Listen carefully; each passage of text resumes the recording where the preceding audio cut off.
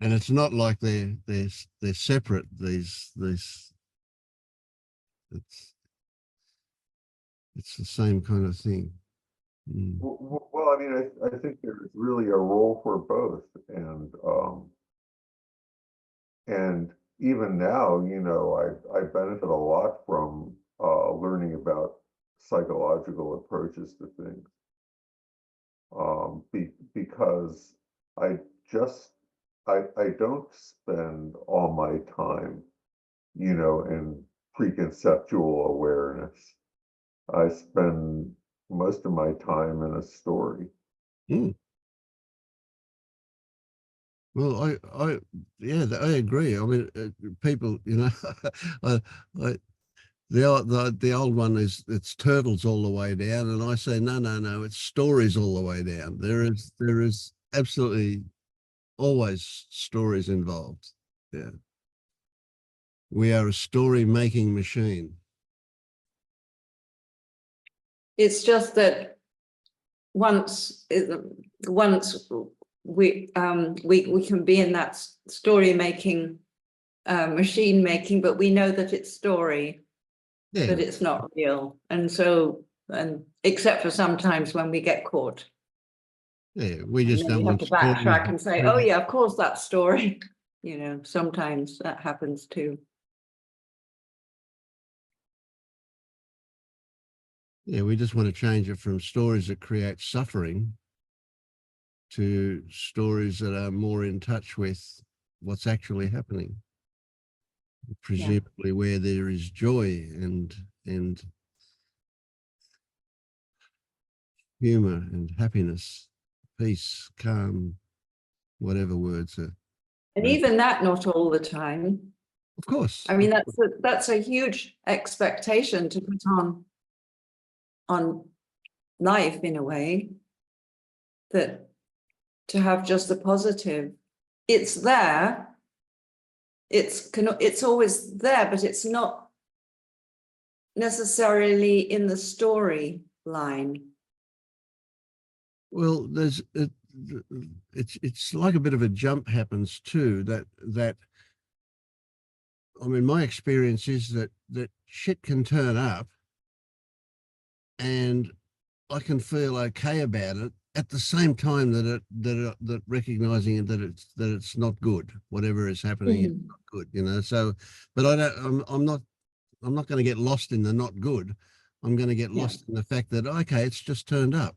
So there's a meta, there's a one step removed thing. So shit can be okay. Pain can be okay. You know, if I have pain, you know, my wife keeps saying, take a Panadol, have a painkiller, you know, and I'm saying, well, it's not bad enough for me to do that. It's just pain. It's okay. Yeah, when I was talking. Oh, I just wanted to quickly say, you know, in the Eightfold Path, they talk about right view. They don't talk about no view. Well, when you do this investigation, you find out no view, but then, you know, apparently you can still have right view within a story. And I think that's what's, you know, relevant. Yeah. When I was talking about the sort of being exposed in a way, the way I see it now, even though I haven't really got to the bottom of it, of a lie, that the societal type of thing is, you say you're okay, and then underneath, you know, there's something that says I'm not okay.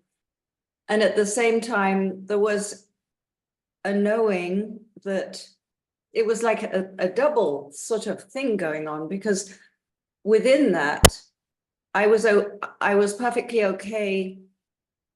I'm sorry if I'm using sort of a strange type of language, but I was okay being not okay, and I was at peace being not okay because I knew it would pass.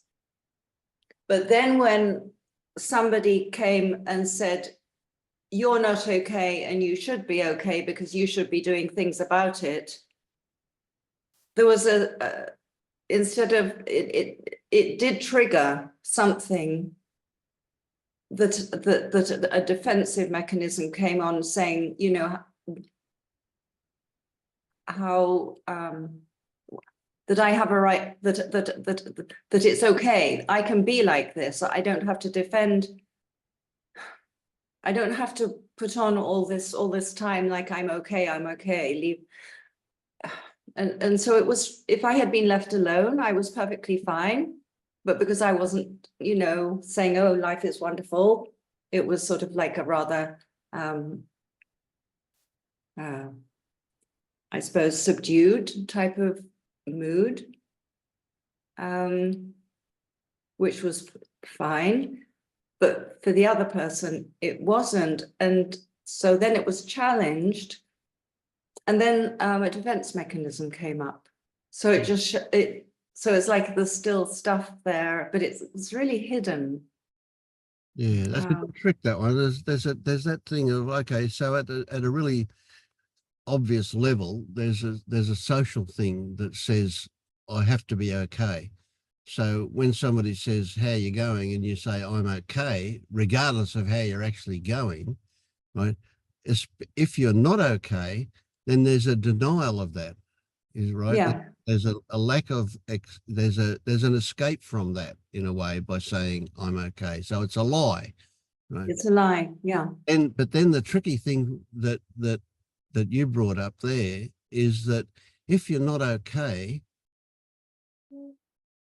that it's okay to be not okay, and don't try and take that away from me that I'm not okay, because you know it's mine, and you know, yeah. Yeah. That's a Yeah, and that's a but tricky one, then, isn't it? Yeah. but the subtle thing is, and I like the use of Pernilla's words in these, says, if there's a need to defend, complain, explain, I can't remember exactly then there's still something a bit raw there that hasn't been fully, yeah, hasn't been hasn't been fully Yes, I get it. Yeah, accepted. Yeah. yeah.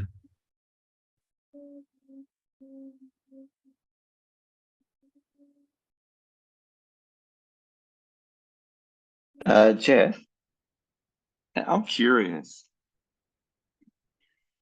I have this, personally have this real, I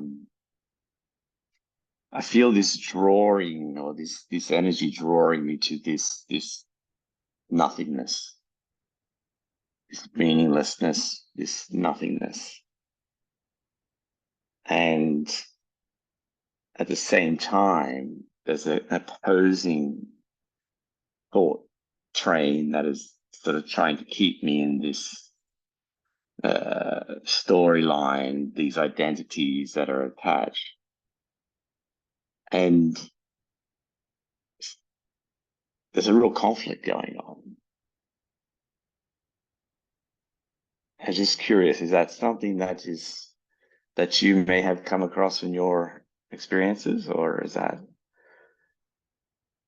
I think I had various conflicts at various times, but now I don't feel any conflict. Right. Everything's harmonious. Like I'm perfectly fine to have a story, perfectly fine to enjoy it, perfectly fine to see through it when that seems appropriate. Always realizing that it's just a story and being fine with that. Sure. Yeah. So I mean, there have been, you know, stages I've gone through where everything wasn't so harmonious, but it seems to be settled now. Okay. Did that answer it? Yeah. Just it wasn't really a question. It was just like curious to see from another perspective that nothing, sort of that meaninglessness, the yeah,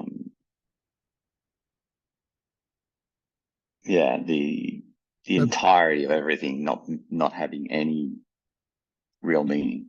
Paul, rather than talk about it, would you be interested in having a look at it? Getting close Yeah, to it? Yeah. You up for it? sure. Yeah. So The body's saying no right now. yeah, I get that. Yeah. Well, that was a fear production question, wasn't Yeah, it? absolutely. Yeah. Yeah. So tell me a little bit more about it, this idea. I'm imagining that it's an idea at the moment, but maybe it's not. Maybe you've tasted it. What's this nothingness that you're drawn to? Tell me a little bit more about that. A lot of it is intellectual at the moment, but I am getting tastes of it. Mm-hmm. And And can sorry, you describe one of some of those tastes? the taste of have the experiential side of it has been pure, just it's very hard to describe. Mm-hmm. Like even just trying to find words to describe it. Well, how about you tell us your experience of those tastes? What does it feel like?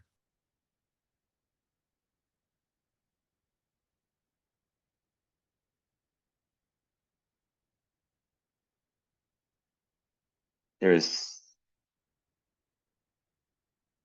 empty.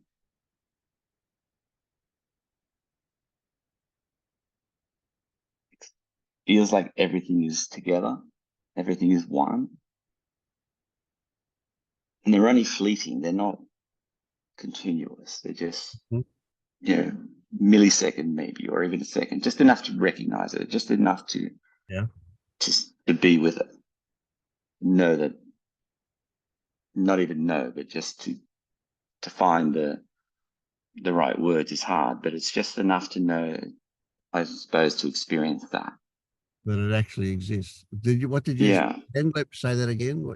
Just enough to, what did you To say? know that, to experience it, I suppose, to Yeah. know that that state, I don't know, exists Mhm. beyond thisness. Right. Right. I thought I heard you say that you're supposed to. Did I hear that right? That's why I asked you to repeat it. I wasn't sure what I heard. No, it wasn't. No, I didn't feel. Yeah. Okay. I don't think I don't think I said supposed to, but Yeah. Yeah. Okay. Well, I might have misheard. Yeah. yeah.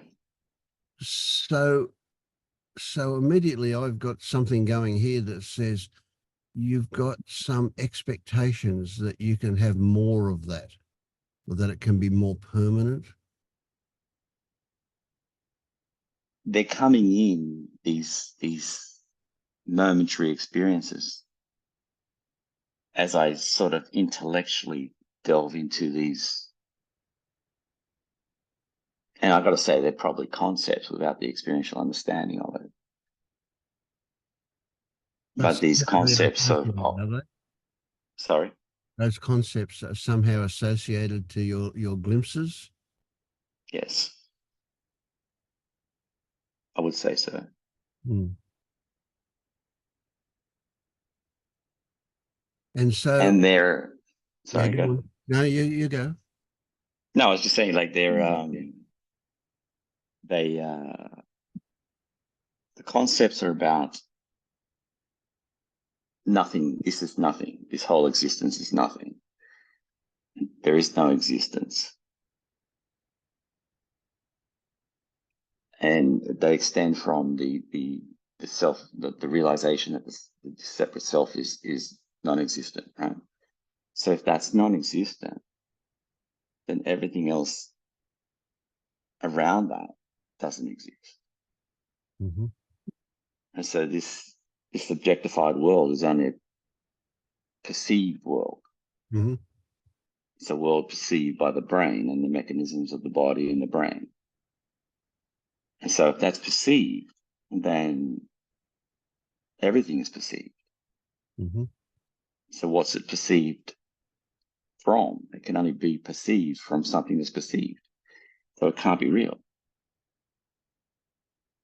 Yeah. The whole world can't be real the whole objectified world, everything's Mm. not real. So everything's being created in the brain, but it's created in a way that is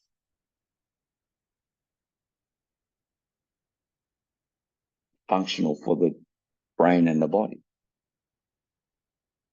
So Yeah. whilst there is an apparent world, it doesn't really exist. So Am I overthinking this? no, well, no,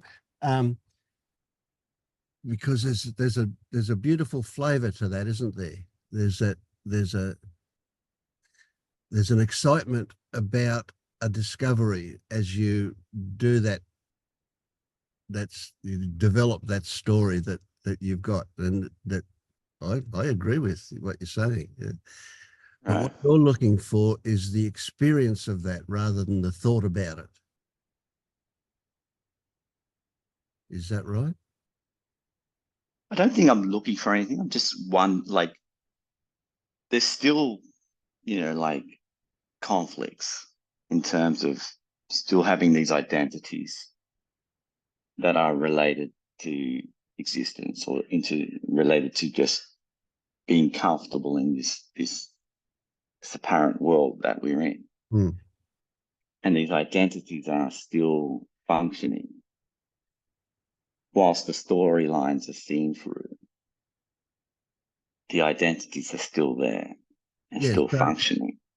So those identities are somehow related to the discord, that might somehow arise. So you say there's still conflicts. That's something that you can see isn't necessary, but is still actually there from time to time. Is that right? Yes. Yeah. Yes. Well, And so what you're drawn to is something beyond that. yes. Yeah. Yes. And I can feel it pulling me. These are words that are just being Yeah, sure. used. Yeah, we get that. Yeah. They're not probably fully descriptive of what's actually happening. Right. But there is the conflict I suggest is that it's a conflict between, trying to stay in this day-to-day existence where identities and, life goes on, and then sort of something drawing that identity, that identification with that. Or Are you like, are sorry? are you searching for meaning? Is that No, trying to understand? no. It's I mean, hard. we all agree it's a conceptual world. It's labels, but what is it? I don't understand exactly what the conflict is. That's what's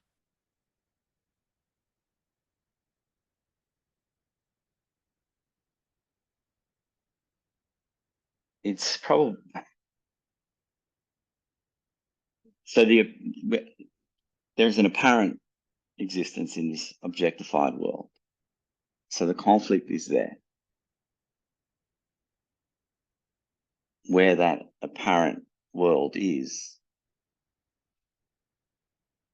how to function inside that apparent world in this identification of being. Now I'm confusing myself. It sounds like you're looking for a final explanation that reconciles everything, but there's no final explanation. There's no explanation at all. There's just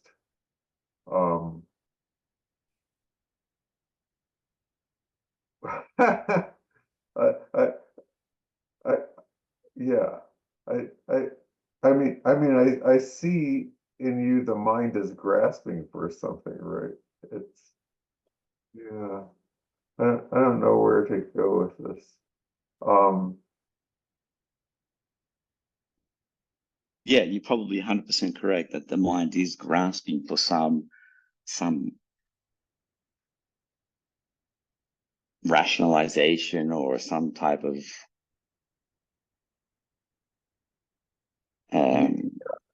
You're saying there's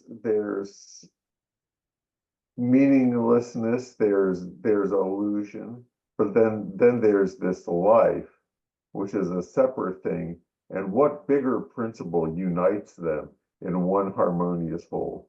And there is no principle that unites them. That it's there's nothing but illusion. So go and enjoy it. So yeah, okay. let's expand your concept out a little bit. So it seems to me, and certainly correct me, please, if I'm not right here. It seems to Yeah. me that part of that draw to something is towards a picture where that conflict doesn't exist. But let's expand that story out to where that conflict does exist and it's okay.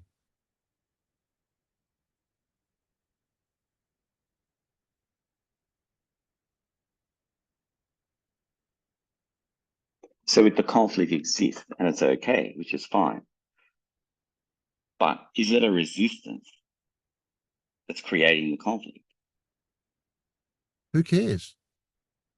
What does it And if matter? it's resistance, yeah, it probably doesn't matter. But if the resistance is there, what's resisting?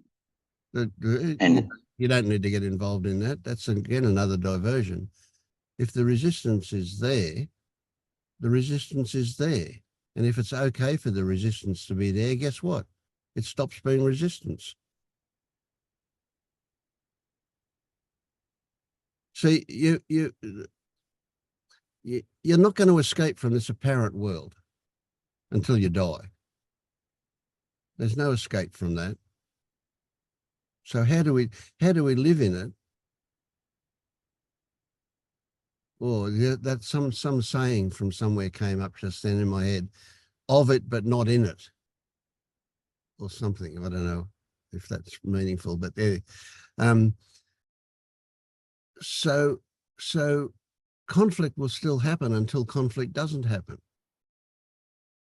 and we can apparently move in a direction of less conflict somehow. But the only way that can happen, as I see it, is for you to fully accept the conflict that does happen. So by accepting that conflict as just being there, then it ceases to be the same thing.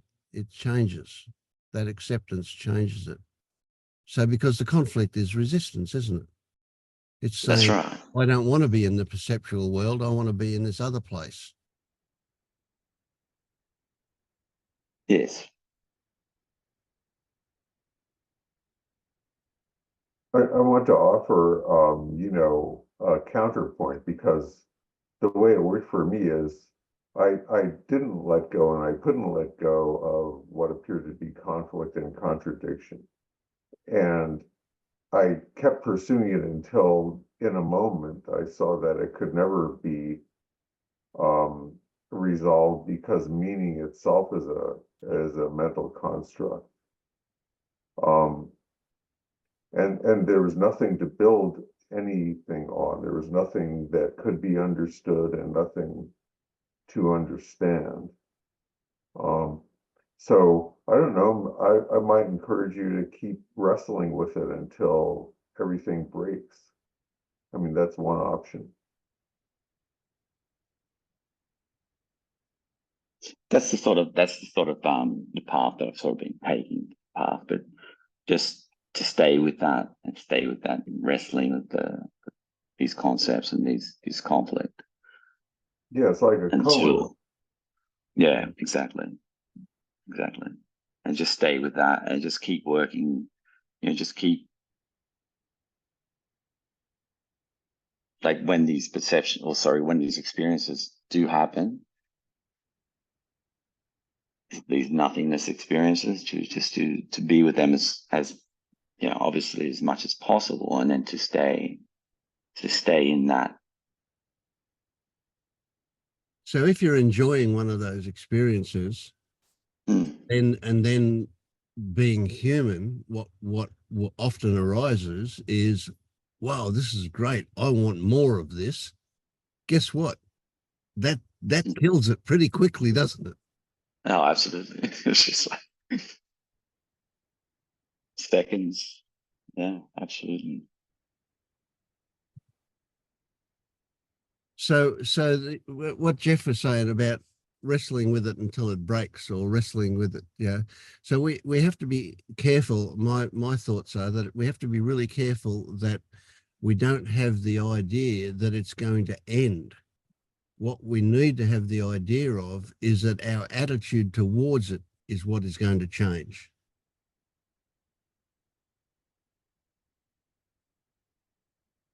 Which might have the effect of ending it, but that's almost incidental.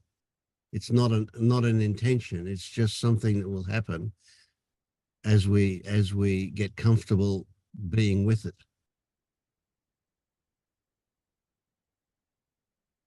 Or you might see the utter futility of, I mean, it might come to you that the whole project is impossible and never made sense in the first place, and then you won't be able to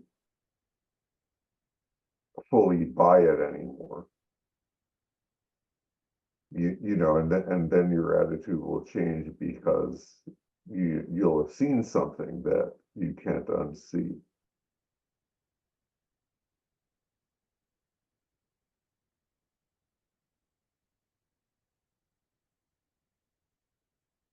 Yeah, yeah, definitely. The thought is a seductress. Thought is so good at inviting you down rabbit holes, and it's not where life is. But thought will promise you satisfaction. It will promise you resolution. It will promise you all of those things that you ache for. Of course, it never delivers it, but it will promise that. Just come with me, and we'll analyze this until we fix it. Yeah. Yeah, yeah, definitely. Jeffrey, I love what you said about meaning itself is a mental construct. You know, you were saying, Vince, about thought is so seductive. I think there's a beautiful example of how seductive this mental construct of meaning can be. It feels so purposeful and real, and it's a rabbit hole we can just be sucked into so quick. The realization of what you said there, Jeffrey, I think is, well, can't say much more about it.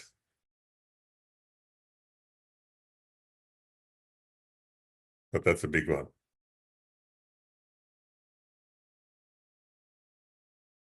Yeah, thanks for that, Jeff. Vince. Yeah. And I also found just one more thing is, there was a time when I found it difficult to relate to other people, because these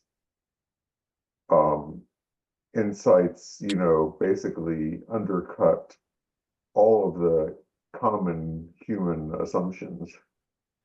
But that I got over that somehow. I'm not really sure how that happened.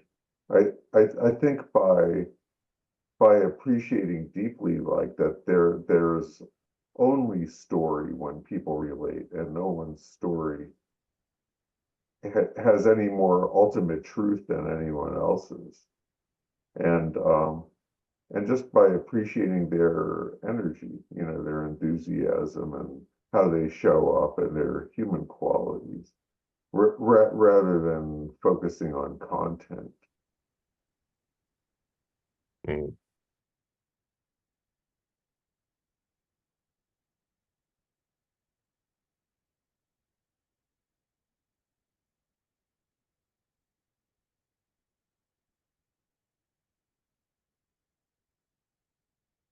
Yeah, it's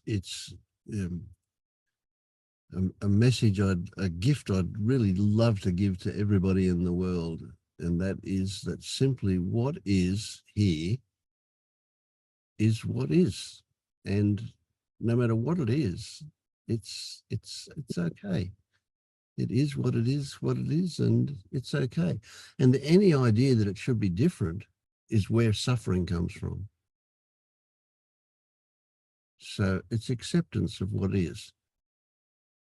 But the really exciting part about that is that acceptance of what is seems to be, I don't know if it's actual, but it seems to be the very thing that changes what is into something better.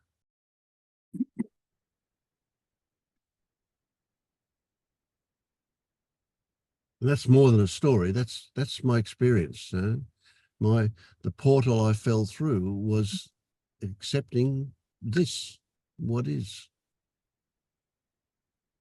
And it's, wow, what a release of energy it is to no longer want it to be different, whatever it is. It's just brilliant. Yeah. Stephen, you're a new face I haven't seen. Tell us where you're up to on this journey. Oh, hi. Yeah. Hi to everybody. Good to be here.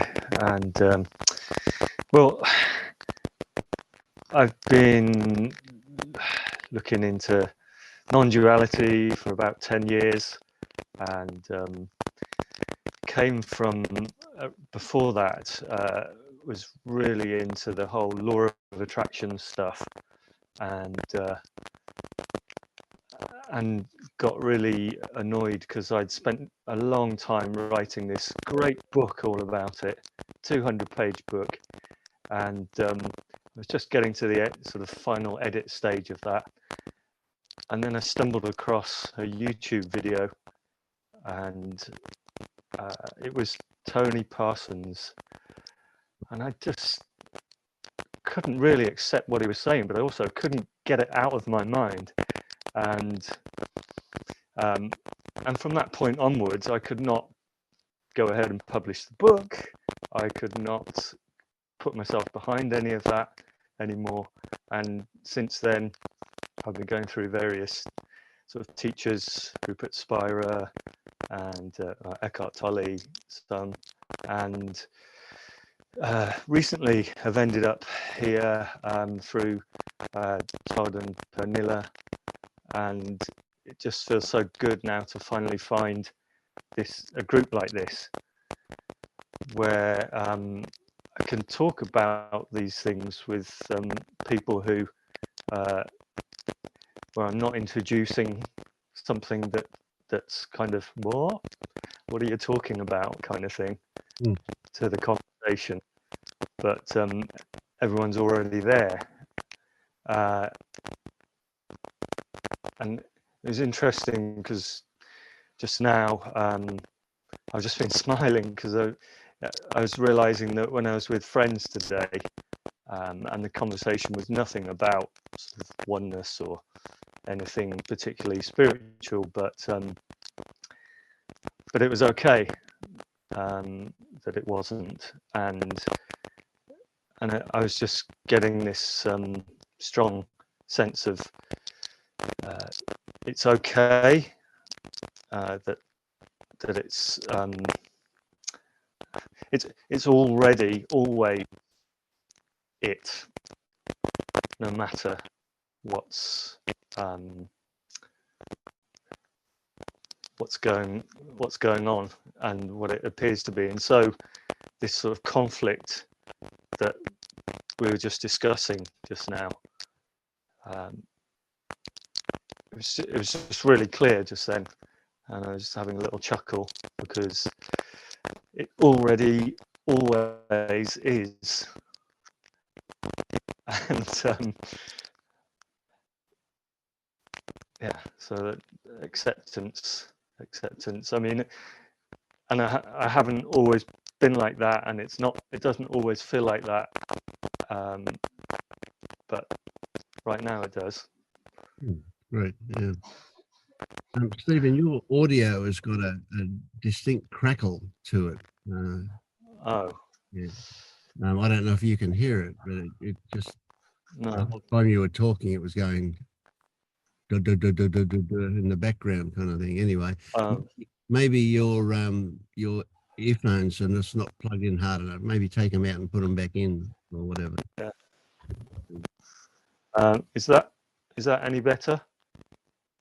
It seems to be. Yeah, no, there's still a Yeah. little bit of crackling there, but yeah. Okay. Anyway, it's not. I can live with it, but yeah, I saw Paul kind of listening to his earphones, like. Yeah, I thought it was me for a minute, but yeah, it's his microphone acting up, but it's okay. Yeah, we can live with it. Okay, just tell me, because I could take the earphones off and just try the normal No, mic if you're it's fine. no good. You're fine. Okay. Well, you'd better try it because Oh, all right. the normal one is fine anyway. Yeah. Yeah. How's that? Any better? No. Can you hear me? Yeah, I can hear you, but there's still that sound there. Yeah. Oh, okay. Well, that Yeah.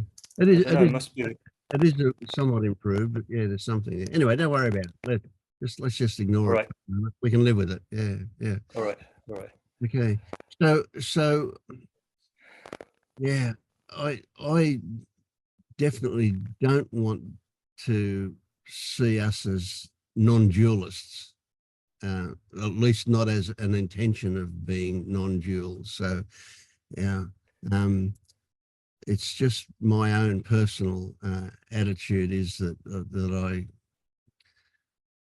that's a bit religious, that stuff, so it relies on faith and belief and so on to get there. But anyway, that's almost beside the point. That's just me.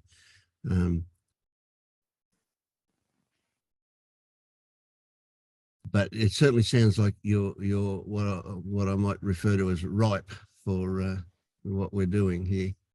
That's Yeah. Yeah.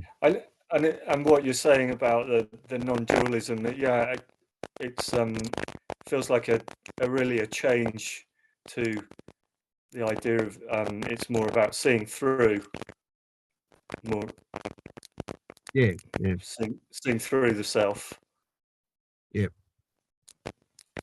And certainly they can have an experience that is pretty wonderful stuff if they get it. If you can get what they're talking about, you can do that. The thing with my experience, and certainly it was part of my seeking, was to get into that non-dual stuff. Being in Australia, I went and saw Sailor Bob and Wheeler was there visiting from America, and they were going on about that, and I just came away incredibly frustrated from all of that. But what I did get out of it that was really positive was the fact that me as an ordinary person, I could get, at the time I was using the word enlightened, like I could get there. That possibility was a big thing that I got out of the non-dual thing. I never got it there. I never got it from that, but I got the possibility of it from that, and that was a really positive thing. Yeah. So yeah. But maybe it primed me. I don't know, but there's something happened not too long after that was pretty good. Yeah. But what I do see, and I have experienced other people who have been there and had what the non-dualists were offering, had that sense of non-duality, that sense of oneness, and then fallen over later, simply because all of the shit that was still there, that was ignored in that path. Right. Took over a bit, there. So, yeah. Well, yeah. I mean, I've been really. It's been really good to find recently the 10 fetters work and this and the Liberation Unleashed, because it sort of gives a structure. And I think before I've been trying to piece together everything, and I get that bit and I get that perspective, and then that, but there's that as well, and there's and I'm wanting the whole thing to fall away in one go, because that seems to be what a lot of the teachers are sort of talking about, and so to sort of find it broken down a bit into, okay, just see through the self properly for starters, feels like to coming home, and it's and it's been a long time coming. I think it's 20 years ago when I was doing a therapy process called The Journey, and was going through this thing where I was sitting there and taking up the position of the person that I had this conflict with in my life, and then I'd sit in their position and answer for them. Doing that. I can't remember the proper name of that kind of therapy, but Gestalt therapy, that one. Yeah. Yeah, that's right. Yeah. And this was a variation on that called The Journey, and about halfway through this process, just something really dropped away, and I started laughing, and I couldn't stop laughing. I was just giggling at the ridiculousness of everything that I'd ever thought was real and true and a problem, and I spent about 2 days laughing. Yeah, great. And my partner at the time was really getting annoyed with it all by the end, by coming towards the end of that period. Like, yeah, all right, okay, I realise that it's all crazy, but can't you just stop laughing? And at the time I could not, but then I did, and it's been a journey of stories since then, but now it feels like it's come to a point now where it's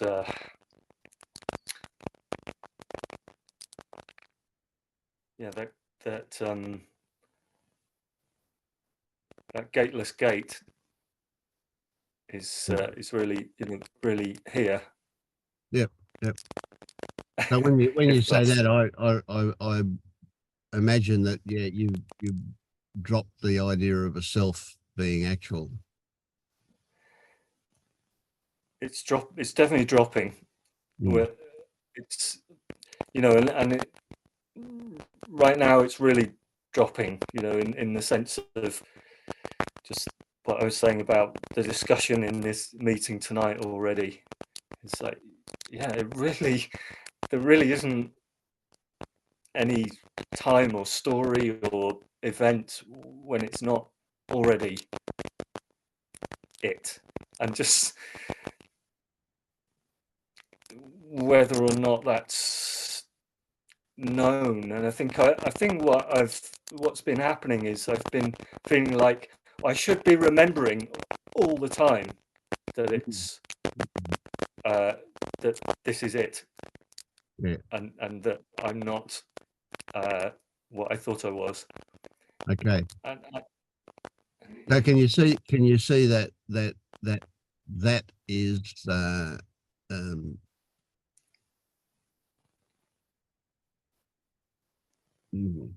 not going to do it. That intent to keep remembering it.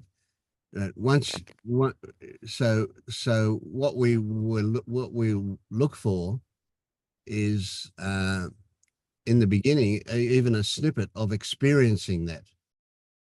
And once we can experience that, we can drop the idea of looking. Although some people, the opposite happens, that they start seeking obsessively for that moment. But it's like Paul's taste of that emptiness, that beautiful place of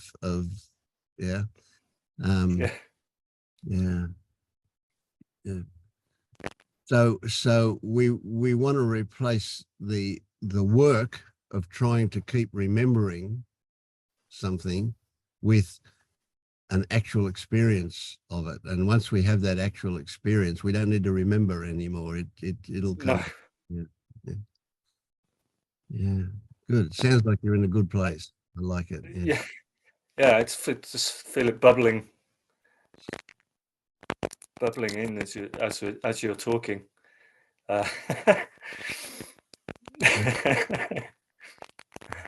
so one of the brilliant things of this kind of meetup is that as other people talk, suddenly there's this identification with what's going on there, and it just releases by association almost. Yeah.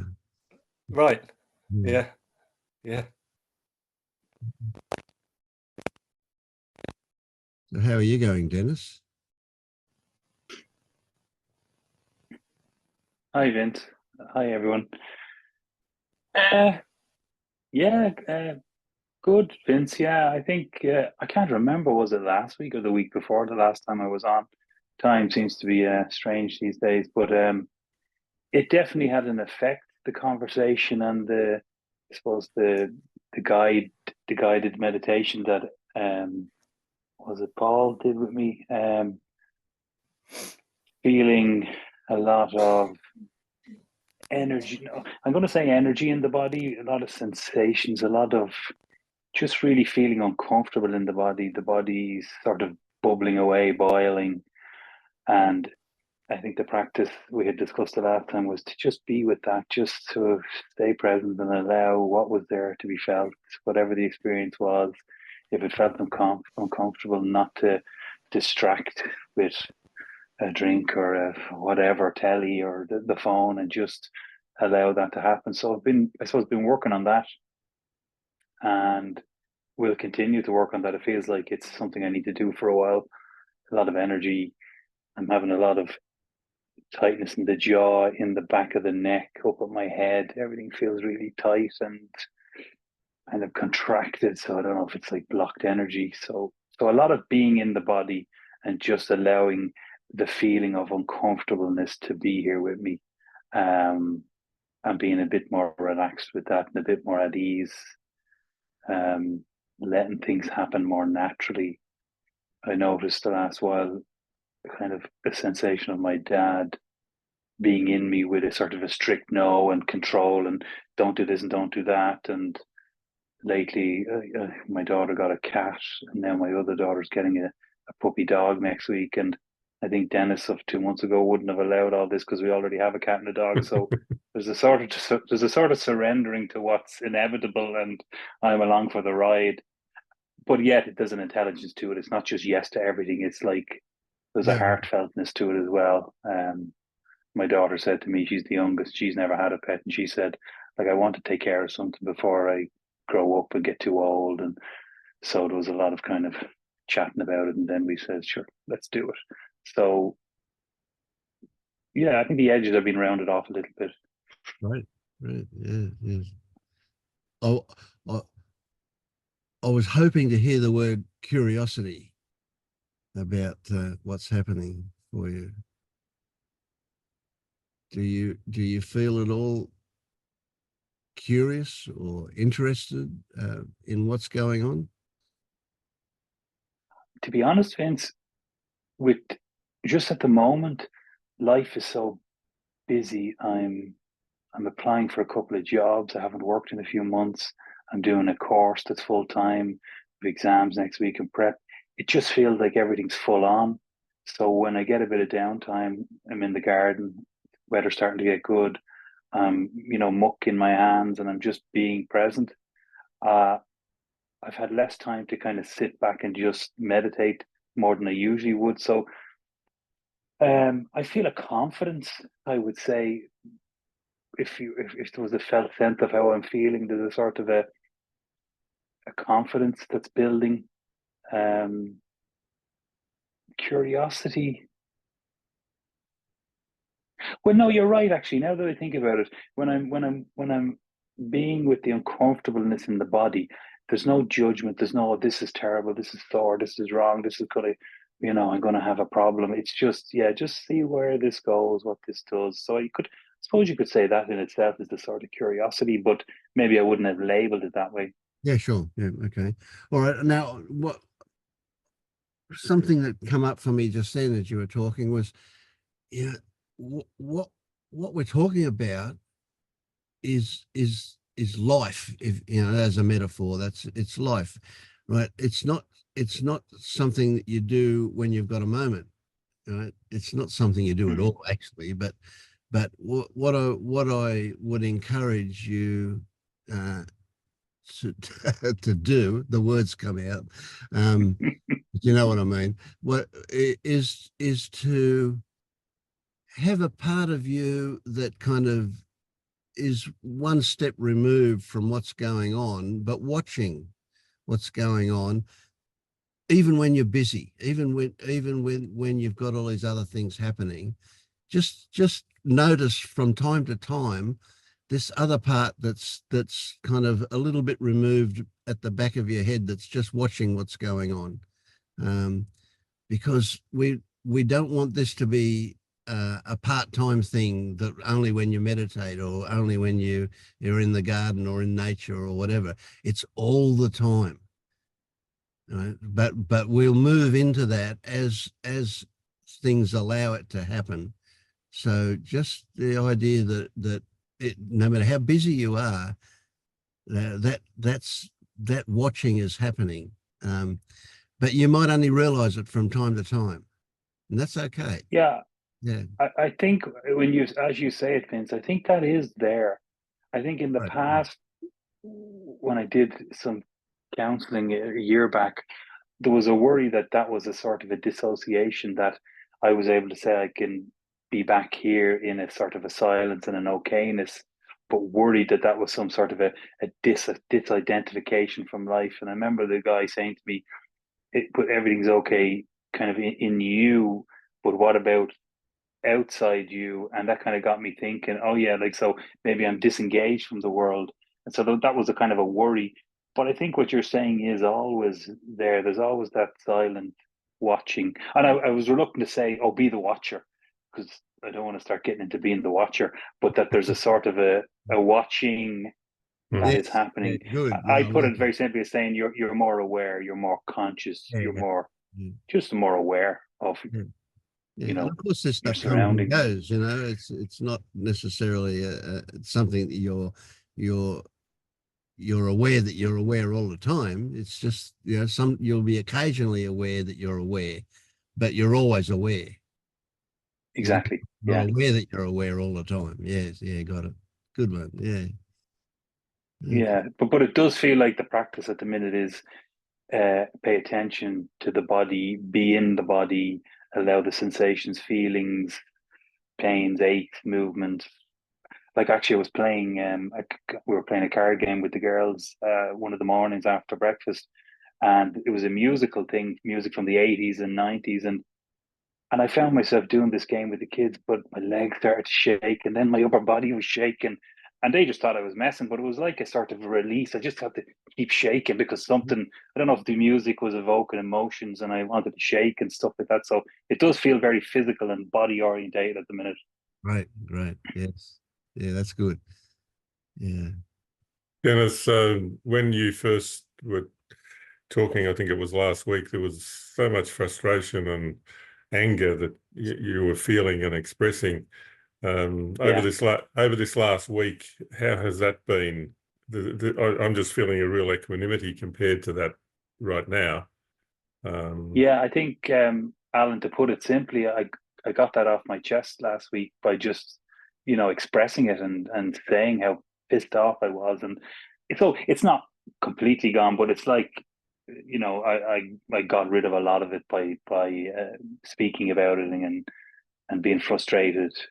I suppose it's just being better able to express your emotions, how you feel, and having a space to do that where either someone's not trying to fix you or judge you. So I think this space is a good space when that comes up to just let it out and have it be seen. Yeah. And you said something that I think is very significant, the willingness to be with the discomfort. Yeah. You know, that's part of the challenge, if we could use that word. There's a desire to get rid of stuff sometimes, and that desire to get rid of it is the very thing that holds it in place, or helps continue to hold it in place. And just being willing to sit with that discomfort. Would you just tell us a little bit more about that, because that's pretty key. Yeah, I mean, right now and at other times, it feels like this is a very simple way of putting it, but it feels like a fizziness in the body. Mm-hmm. It feels like an aliveness, energy, feeling it now, a little bit of heat. Mm-hmm. It's like maybe like a river that wants to flow and move, but it's been frozen or restricted in some way. It feels very much in the muscles, in the nerves. Mm-hmm. It feels very much connected to emotions too. I just remembered now when you guided me last time, that sense of collapseness. It's like a collapseness in the chest, and then a sort of the gut just bloats out. It's sort of like some sort of I don't know, do you fight and flight, and then you have this sort of freeze thing. This feels like there's something connected with that as well. So that's kind of, I suppose, the best way I can explain it right now. Right. Well, the way you're describing it, I think, points to what Vince was talking about, the curiosity. You know, what is this? Just being willing to let it unfold, and that's certainly so much part of this opening to realization. Yeah, yeah, yeah. And I know when I'm physically active, it's just this week I've got into the garden, got my hands in the muck and walking around barefoot and just physically moving. You feel so much better. The body feels so much better. It wants to move and do things and be active. I think I've been too sedative for a while in the winter. So that I think that'll be a help in just allowing energies and sensations and that feeling of aliveness move. Yeah. And being grounded at the same time. Yeah, I think, I've heard a lot of people talk about energies, and I've always had the jaw. I must have in my early 20s started clenching, and that has never subsided. And now, for the first time ever, I have this locked tightness in where the neck meets the head. But for the first time, with a kind of a symptom, I'm not panicking. I'm not going, I have to go and see and get fixed. I'm just allowing it, put my attention there. Sometimes I might get Lynn to give it just a little rub, and it feels looser, and there's emotion connected to it. And so I'm like that. I'm just seeing, well, let's see where this moves, where it goes. I can feel the energy in the jaw, the shakiness. And so there's definitely energies kind of grinding around the body, trying to put holes where there was none, and maybe free things up a little bit. But who knows? But I'm not thinking I'm going to turn into Superman in a week or two. I'm just going to see what happens. Beautiful, beautiful. Yeah. And when you said, and let's see where this goes and so on, yeah, that's curiosity. That's great. That's Yeah. You're in discovery mode. That's the openness. That's definitely a big part of what helps.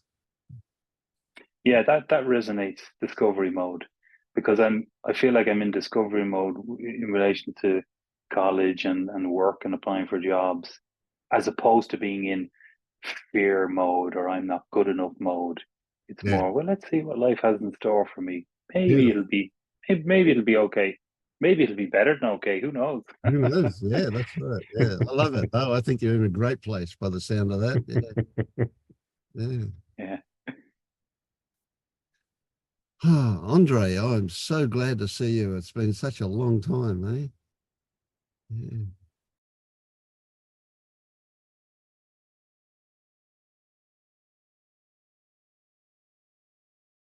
No, Can't hear you.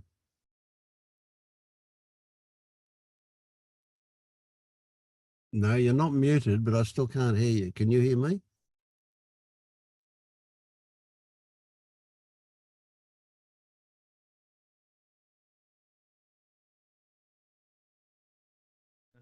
Nothing? Oh, God. This is- Yeah.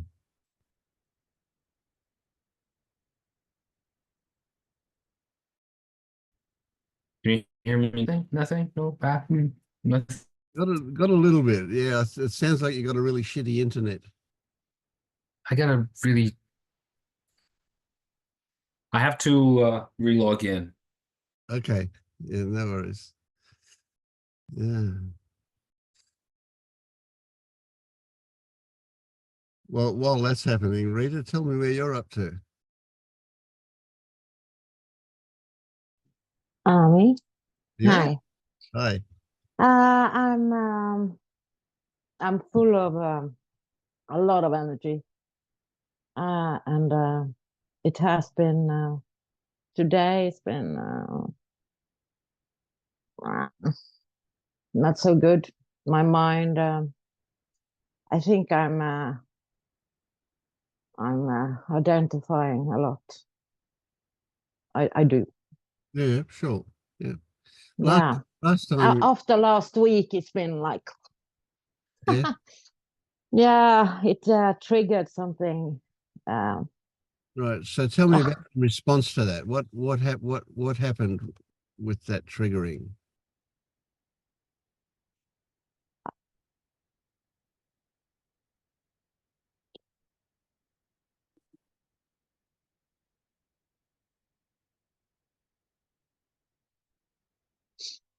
It brought up a lot of fear. Mm-hmm. And it's doing it again right now, eh? Yeah. It's like it's got a grip.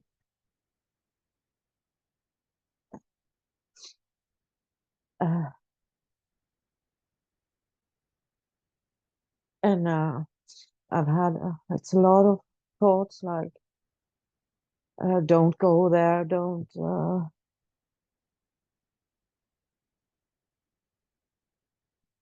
get more scared, don't feel it. So I've been trying to run, but then I know I'm here, and it's I mean I can hold it. It's here, but I've been a little lost in believing my thoughts again. So when how do you know you've been believing them? When do you realize that you've been lost in them? How soon after It's that? like a shadow in my head. It's like it's more heavy in my headspace, and I can't listen to other people as much. And it's like these thoughts of self-hatred. It's just one after the other, and it takes me longer to to to to see it. And I've Yeah, tried your trick to laugh, but my emotion I yeah, haven't been there. So it's been like, and then oh, now I'm losing my mind. And can I believe this? And all this doubt uh, in myself and in life.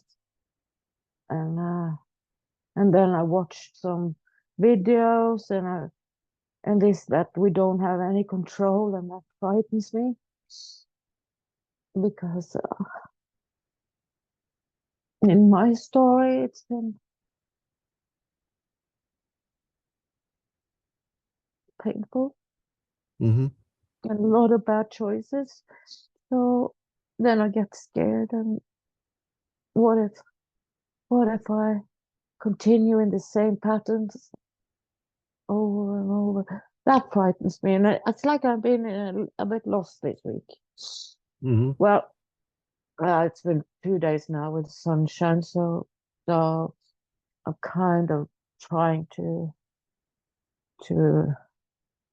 ground myself. So, Mm.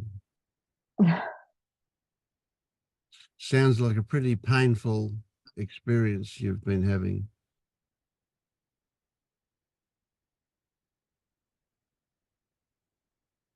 it's like with Soren, it's like I've been there in this pain, or it was something, and I ended up in a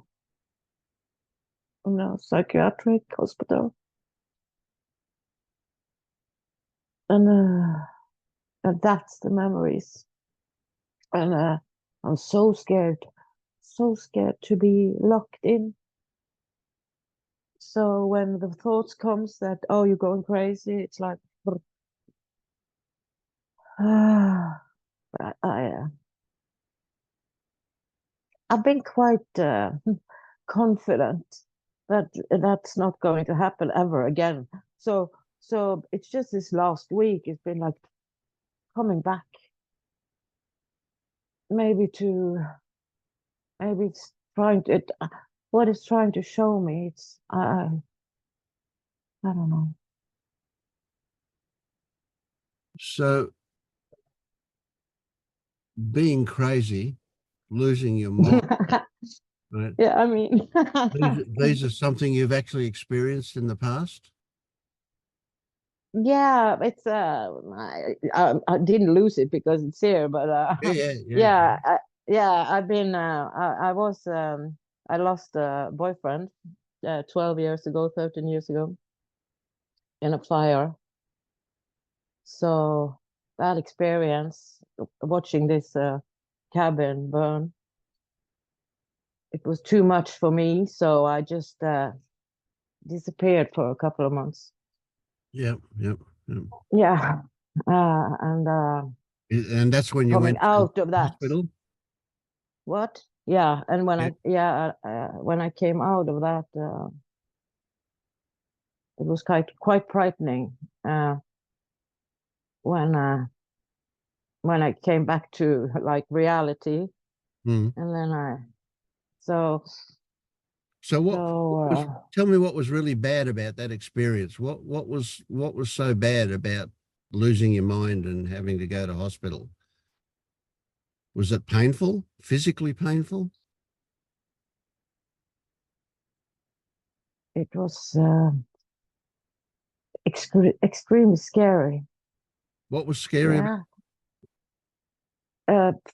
It's like my mind, like back of my head, it was Yeah. like a kind of a kind of it was more like the thought about losing my mind, I think. Oh, so it wasn't I actually mean, losing your mind, it was the thought about it. yeah, when Yeah. I wasn't gone, and I came back, and then I could feel like, wow, now I'm in a in between, I guess. Mm. And then I dropped out again, and I also think it was the pain of the loss Sure. of him, and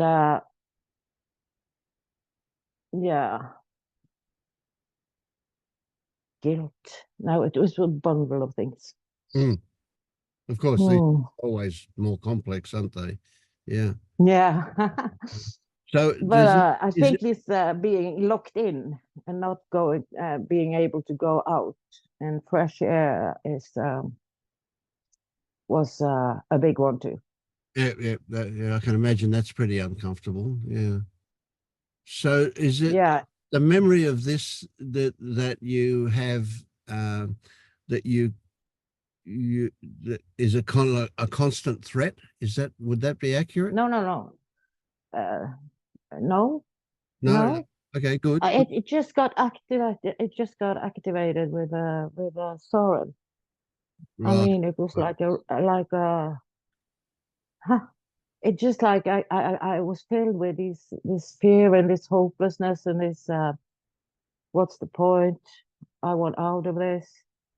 It was something he expressed, and I just like felt this not wanting where to live anymore. It was like, yeah,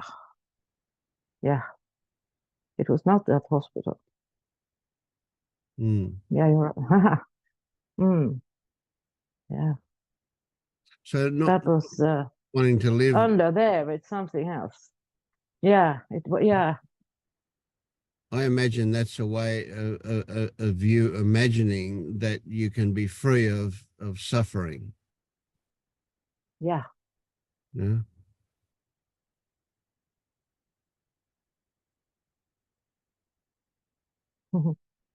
So in the last week, since all this stuff has been stirred up for you, have there been any moments where you felt really good?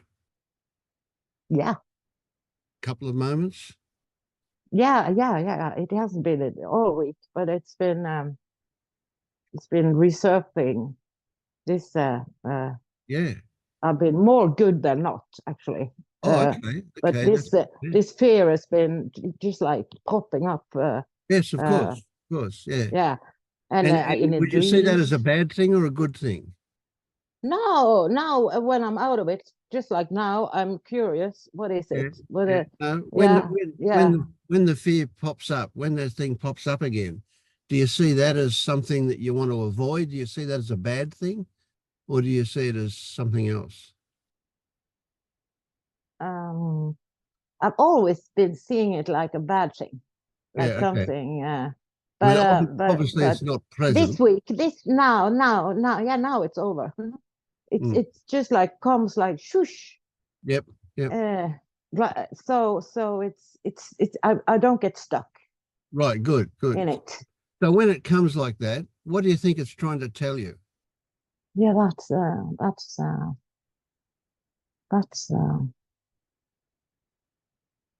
maybe that it's not that dangerous.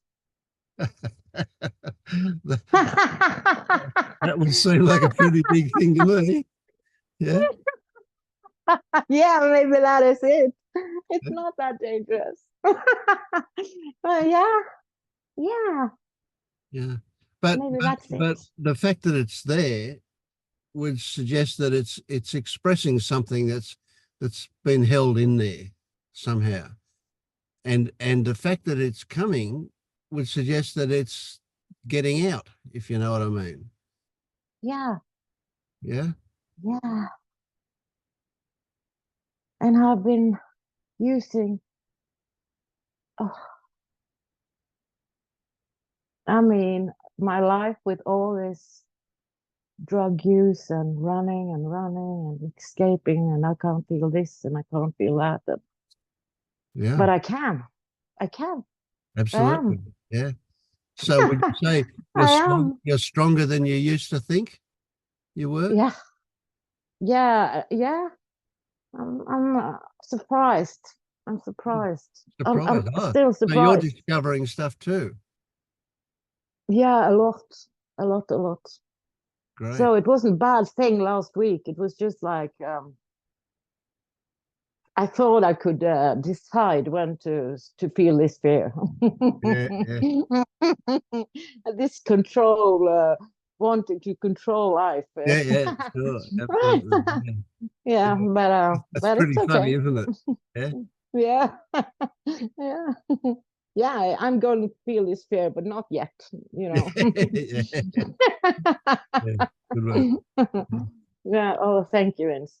And I'm going in an interview this week for a short education to be of service for people who still use drugs in Oh, treatment.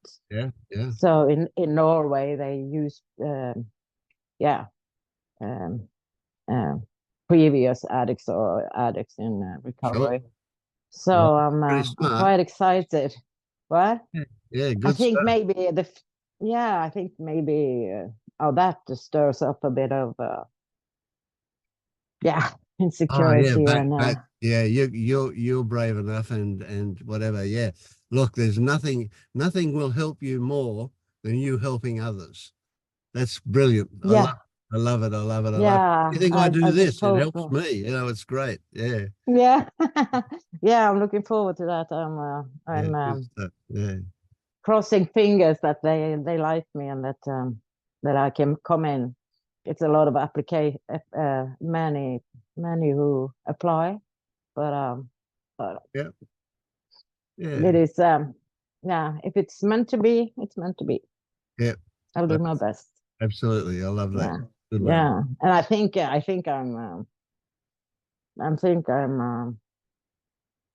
have a lot to give. I Yes. believe that. Yeah. Yeah. Well, Yeah. I believe that too. Yeah. Yeah. You're in that Mm, place to give it. Yeah. mm, Love that. Yeah. yeah. And what you will discover about yourself is just so good, you know, that when you're helping others, wow, that's really great. Yeah. Intense. Yeah, that's a two-way street. Oh yeah, absolutely. Yeah. Yeah. Yeah. Good stuff. Mm. Okay. Yeah, that's it's been it's exciting. Well, Mm. thank you. I'm so these meetings are it's like magic.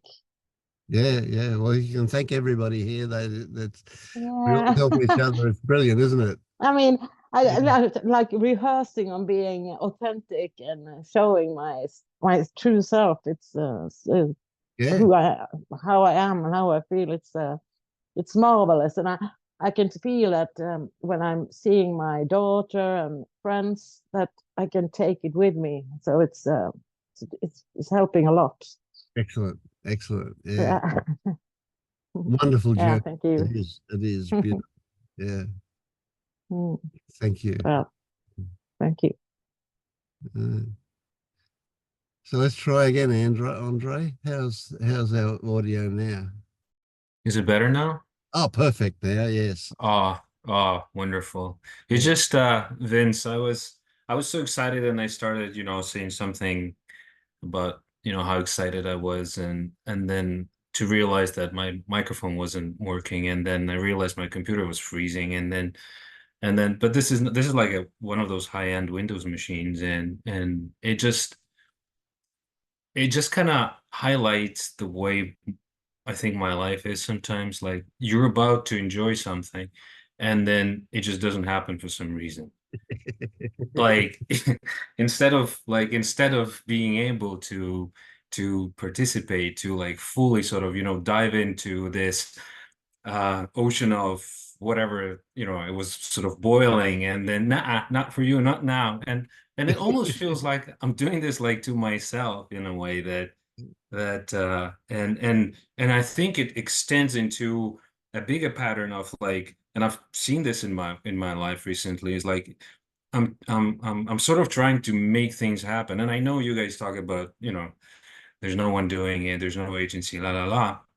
It's hard for me to share this kind of perception right now because I don't have any direct experiences of it, and it feels like I'm stuck back into the identity, and this is me, this is Andre, this is where I live, this is what I do, this is who I am. If I don't do it, it's just a bunch of thoughts and ideas and concepts, and I like, oh God, I don't resist them. Like it almost feels like I've given up. Like fuck this.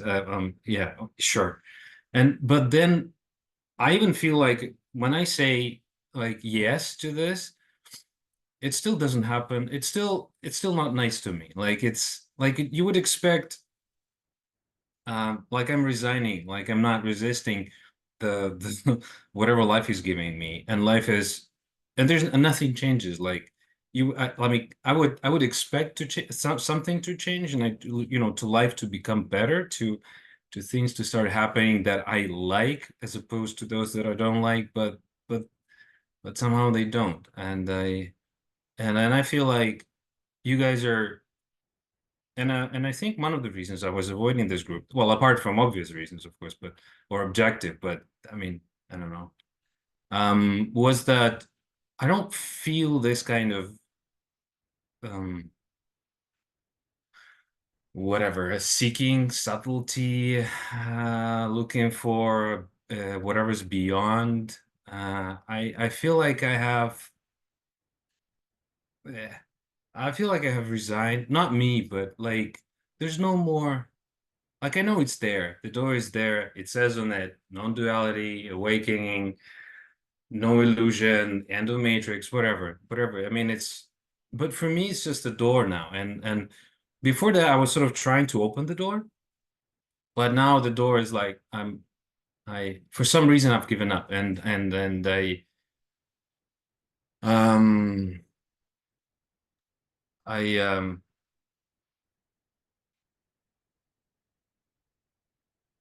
yeah, there's like it's a I've been thinking today, like, why do I come to this group, to this particular group? And I noticed myself making like creating you as well, some of you, Vince, you and Alan, and then and talking to you in my head, and I was like, so why don't you, like, what do you want from them? Why do you keep coming? And I realized that well, part of me comes to this group to tell you how bad things are, or how unjust, or how to sort of complain to you. Like there's like I wanted to complain, like, but there's like because there's no one to complain to, so I complain to you, right? So you'll be in charge. I blame you, I complain to you, and then I realized, but no, but what other reasons? Like why would you go to this group? Like why don't you want to get, you know, enlightened? Don't you want to see through, and you know, all these wonderful words, and yeah, but I don't know who to blame for this. Like there's no, like there's no one in charge. There's no one's name. There's no name beneath it, right? Yeah. If I mean, when I was born and they told me, okay, this is the guy who he's responsible, then you can talk to him, but there's no such guy. And I just realized that I like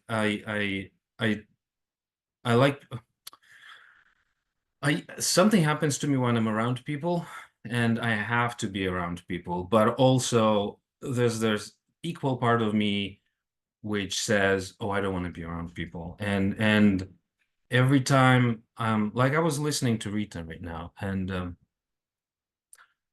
then I realized that I was thinking about my spiel, right? I was thinking about what I was gonna say, and then I stopped it.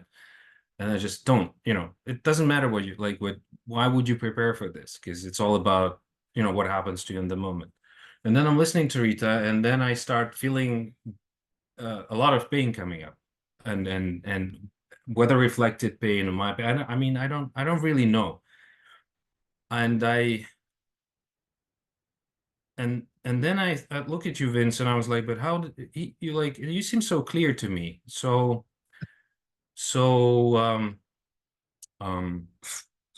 yeah, so clear and so stable. Like you're able to deal with this, but still the kind of questions you asked would be difficult for me to ask, for example. And because I realized that I was just soaked into the pain, and I was like, oh, I want to be part of that. I just want to be there. And it strangely enough, it does feel nice. It feels alive. Mm.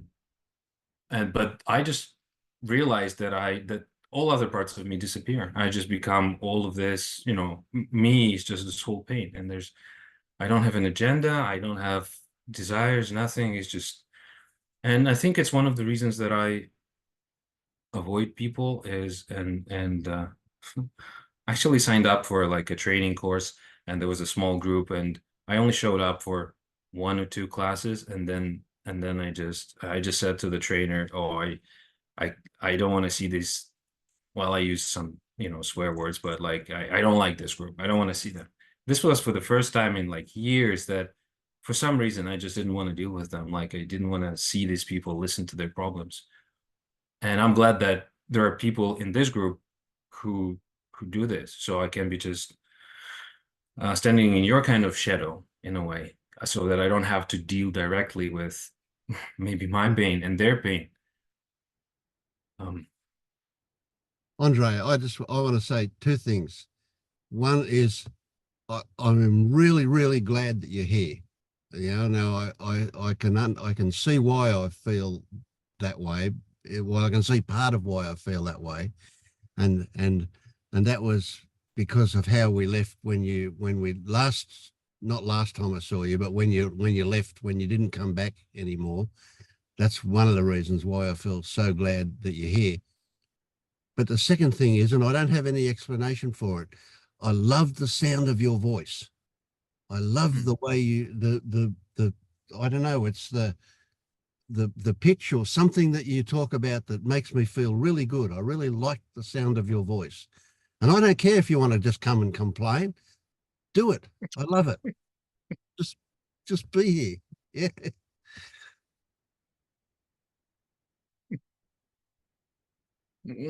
But And that makes me want to cry now. oh yeah, it's easy for me to cry. Yeah, for me too. Yeah. We can cry together. Yeah, we can cry together. Yeah. I feel a little it's hard for me to hear that other people enjoy me for some reason. I don't know why. Oh no. Yeah, it's a tricky one, isn't it? I mean, you're a contradiction, because what you say isn't the picture that I see. The picture I see is somebody who's really together and calm and happy. And yet your words say something quite different to that. So I find that really interesting too. Yeah. I don't know why I like you. I really like you. I feel like a friend to you, even though we don't know each other very well. But yeah, interesting. Life does this, isn't it? It's really, really curious about that. Yeah. How does that feel when Vince says, "I really like you, Andre"? How does it feel? Well, I feel this, this like buzzing in my body, in my arms, in my body, and I feel like smiling involuntarily, and also I feel like I'm sort of opening, but also there's no but. I'm just opening. I'm just it feels natural, and it feels scary, I think, because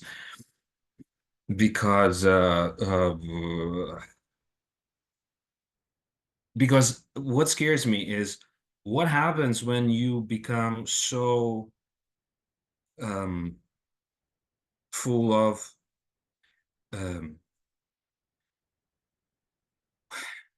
I don't know how to describe this, but I start to share this space with Vince, and this becomes a very intimate space and very intense. And when that happens, I don't have I don't know what happens next, and I think that scares me because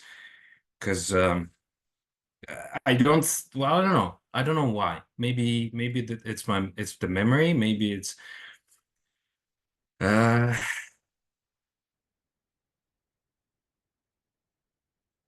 it I just want to say that it feels very natural to be that way.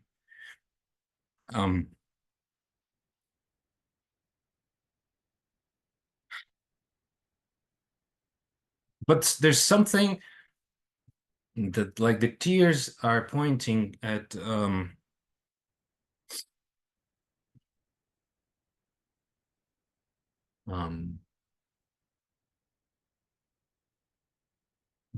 what do you call it? Like, there's a catalysator, the catalyzer, and the other one, the grader or whatever.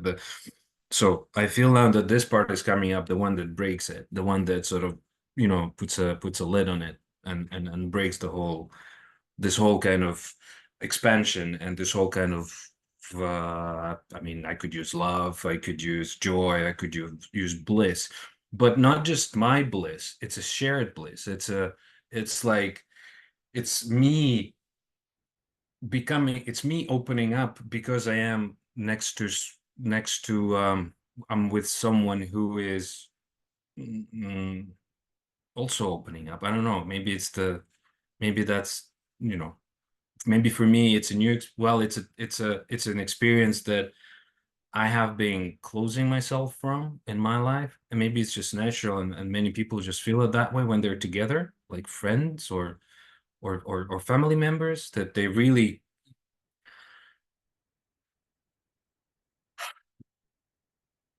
oh, this is overwhelming.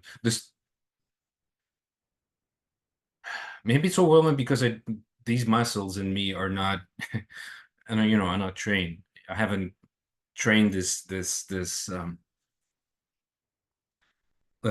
being with people and that I love and being loved, and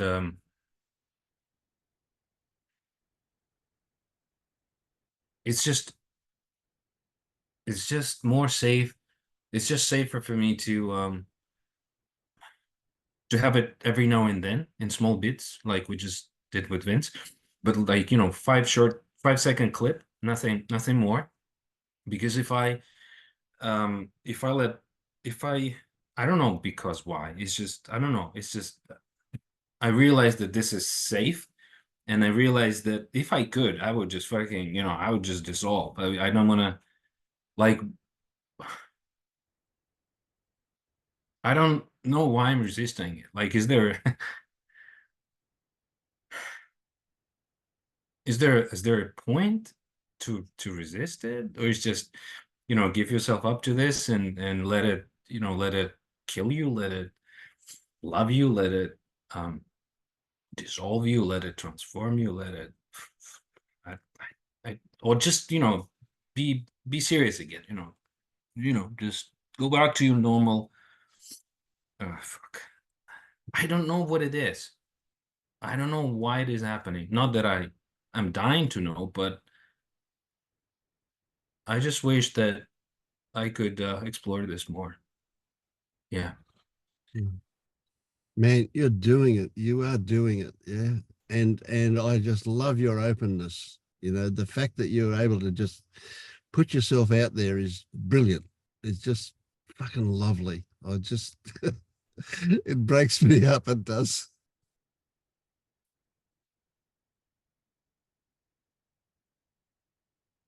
Is there any problem with just rolling with it all, Andre? Rolling with this? Just rolling with it all. Yep. Rolling with the roll. Well, but this, yeah, I don't know. You said this, and I immediately thought of Rita, and I thought of,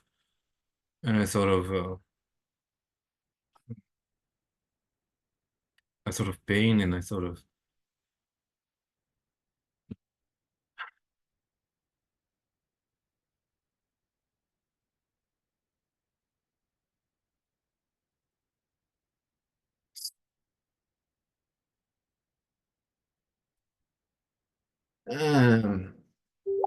Mm. I have an idea why this is happening, but I don't. It doesn't really matter because the keys this right now, or here is what, like, it's not about reminiscence, it's not about remembering stuff, it's what's happening now. And then for some reason I have this with Vince, and I think, but what about all the pain? What about all the injustice? What about all the, the bad stuff? What about the suffering? What about the frustration? What about and then my life comes in. What about, jobs and money and bills and no, that's bullshit. So the stuff that I added after I said pain and injustice was bullshit, but the but pain. So I have this expansion, this love, and that I want to be part of, and then I turn around and then I see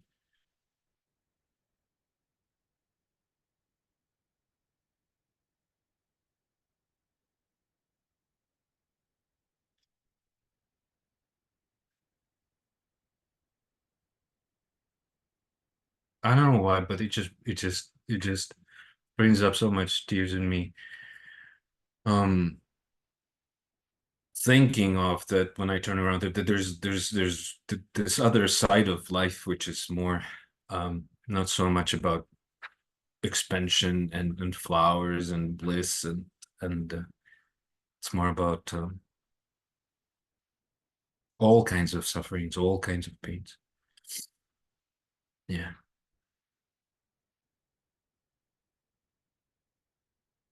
And do I have do I have the right? Am I even entitled to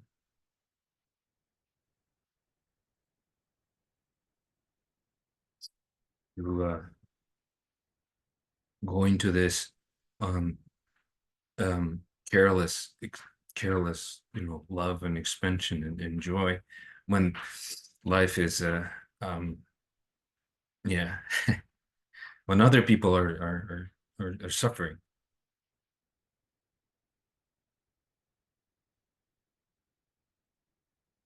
Oh, wait, should I wait until they finish their suffering and then I can try? Like, basically, like have everyone say, "Yeah, it's okay. Yeah, yeah, I'm done. My pain is. I'm over. My pain is. I'm finished with my pain. Now you can do whatever you were doing with Vince." But yeah, but it just doesn't work that way somehow. I just want to make sure that before I do this, no, it's just an idea that maybe before I indulge myself in pleasantries or this or joy of being liked or liking someone, or then I have to make sure that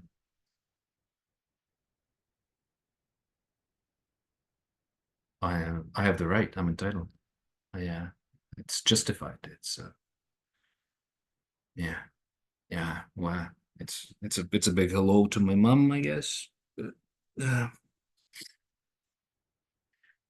So if you were to line up all of those people who are suffering, I mean, yeah. God, there's millions and millions of them, isn't there? If you were to line them all up and ask them individually, one at a time, is it okay if I feel happy in spite of the fact that you're suffering? What do you think they would say?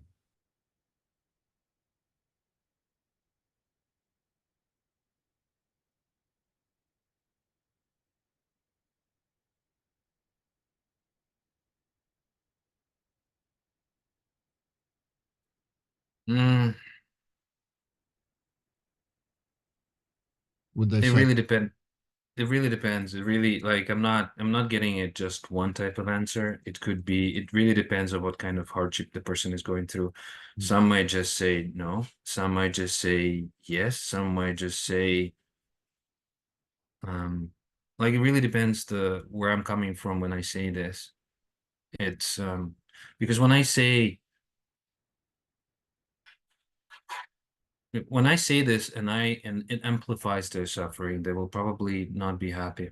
But when I say this, I invite them somehow to this place of, I mean, I don't know, I'm trying to, maybe I'm just bullshitting, but if I say this with an intention of um, inviting them to that same kind of place. no, we're not talking about changing their suffering. They're locked in their suffering. They can't stop it. Okay. So would any of them say, because I'm suffering, you should suffer? Or would any of them say, even though I'm suffering, I wish you good feelings? Well, I wish I could say they will just say, yeah, go ahead and enjoy yourself, but I don't, it's not what comes up immediately as a response to your question. There's, and I do remember like doing a series of a number of family constellations where this was kind of end goal that this was like people were trying to induce this. other people saying, this is my destiny, this is what I choose, blah blah blah, you know, you do your stuff, I just want you to be happy. But right now I just don't feel that that I am able to draw this line, that there's a gap between me and the other person with their suffering. And so when you're asking this, or maybe whatever the response is coming from the part which is suffering as well, so, and not really no. So it's like you're asking the dead person about, how do you like life? Yeah. Okay. Yeah. All right. I don't, because I'm Okay, dead. I'll take it back. I'll take it back. Forget that I asked you that. No, that's fine. No. I wish it could work, but it just what you said, I wish it could, like, yeah, I would just, okay, guys, this is your suffering. I have my own suffering, but no, somehow I'm not able to I don't know. It's just naturally not happening. It's Yeah. just Yeah. like, Sure. Yeah. Mm.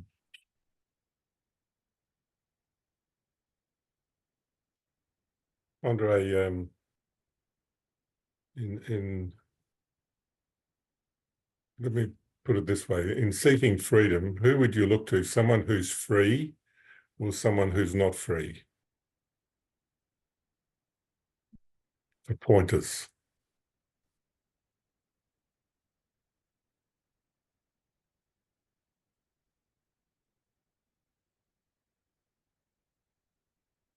well, I don't know why it's hard for me to answer this. It does seem like natural answer is someone who's free, Mm-hmm.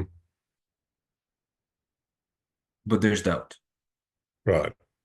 Understand. Like if And you're free without the history of what you became free from, then Mhm. you're not really free. Mhm. Okay, we can Like, get into a philosophical conversation about this, but in terms of, I just feel this sense of, look, why should I be entitled to be free or enjoy life in a way that others aren't able to? What if your their freedom depended on your freedom? By being willing to be totally free so that you can stand and have people look at what's happening and you be able to point them to freedom. Is that not the greatest gift you could give if you're looking at life from that perspective? oh, it sounds very grandiose. Yeah. Does it sound grandiose or is that reality? I mean, why did you come back to the group here and talk to Vince? You know, Vince's willingness to be totally open. To put up with Vince's grandioseness. Yeah. No, but yeah, I mean, Vince is I don't know. I like Vince. I like you. I like some there's some new faces and some people that I heard. Well, there's no, I mean, I can't think of anyone that I didn't like here in this group. Mhm. So, but I think that one of the reasons here is because with this group I am free, and like that's I am alive. I can I don't have to, well, I still can, but I don't have to pretend. Mm.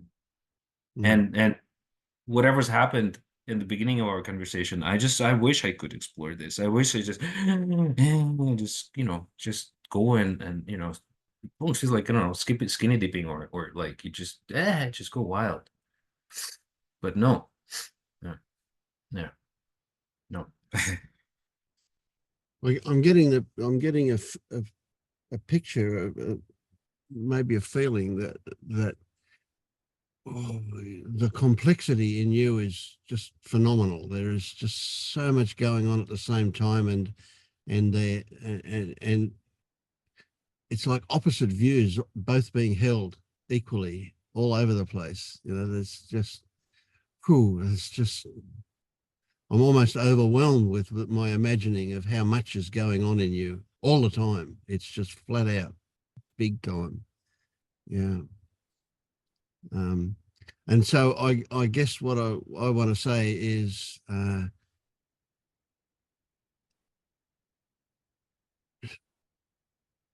no pressure. No, you don't have to perform. You don't have to, we're not going to try and fix you. Nobody's going to try and fix you or change you.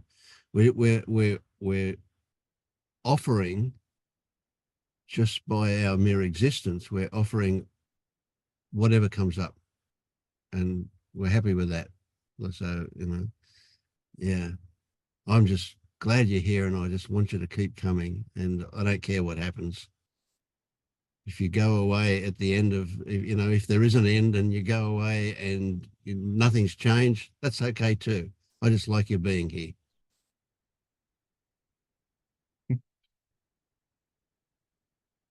Thank you, Vince. I wanted to answer something, Andre. If you had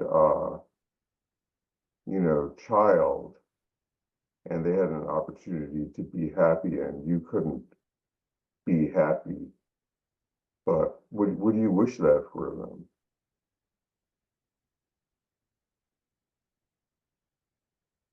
A child or my child? Do you have children? It's an open. Well, I might. I don't Okay. know if God, So whoever. the children you might have, would you want them to be happy even if you could not be? Oh, for sure. Yeah. Yeah, For of course. sure. Not even a question. So everybody is that child. They have original nature. They're innocent and pure and love life and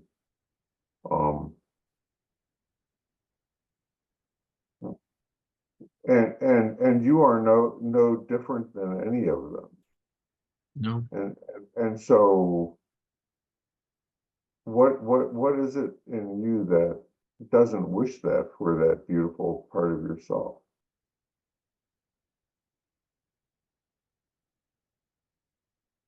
Oh, that's a good question. Um,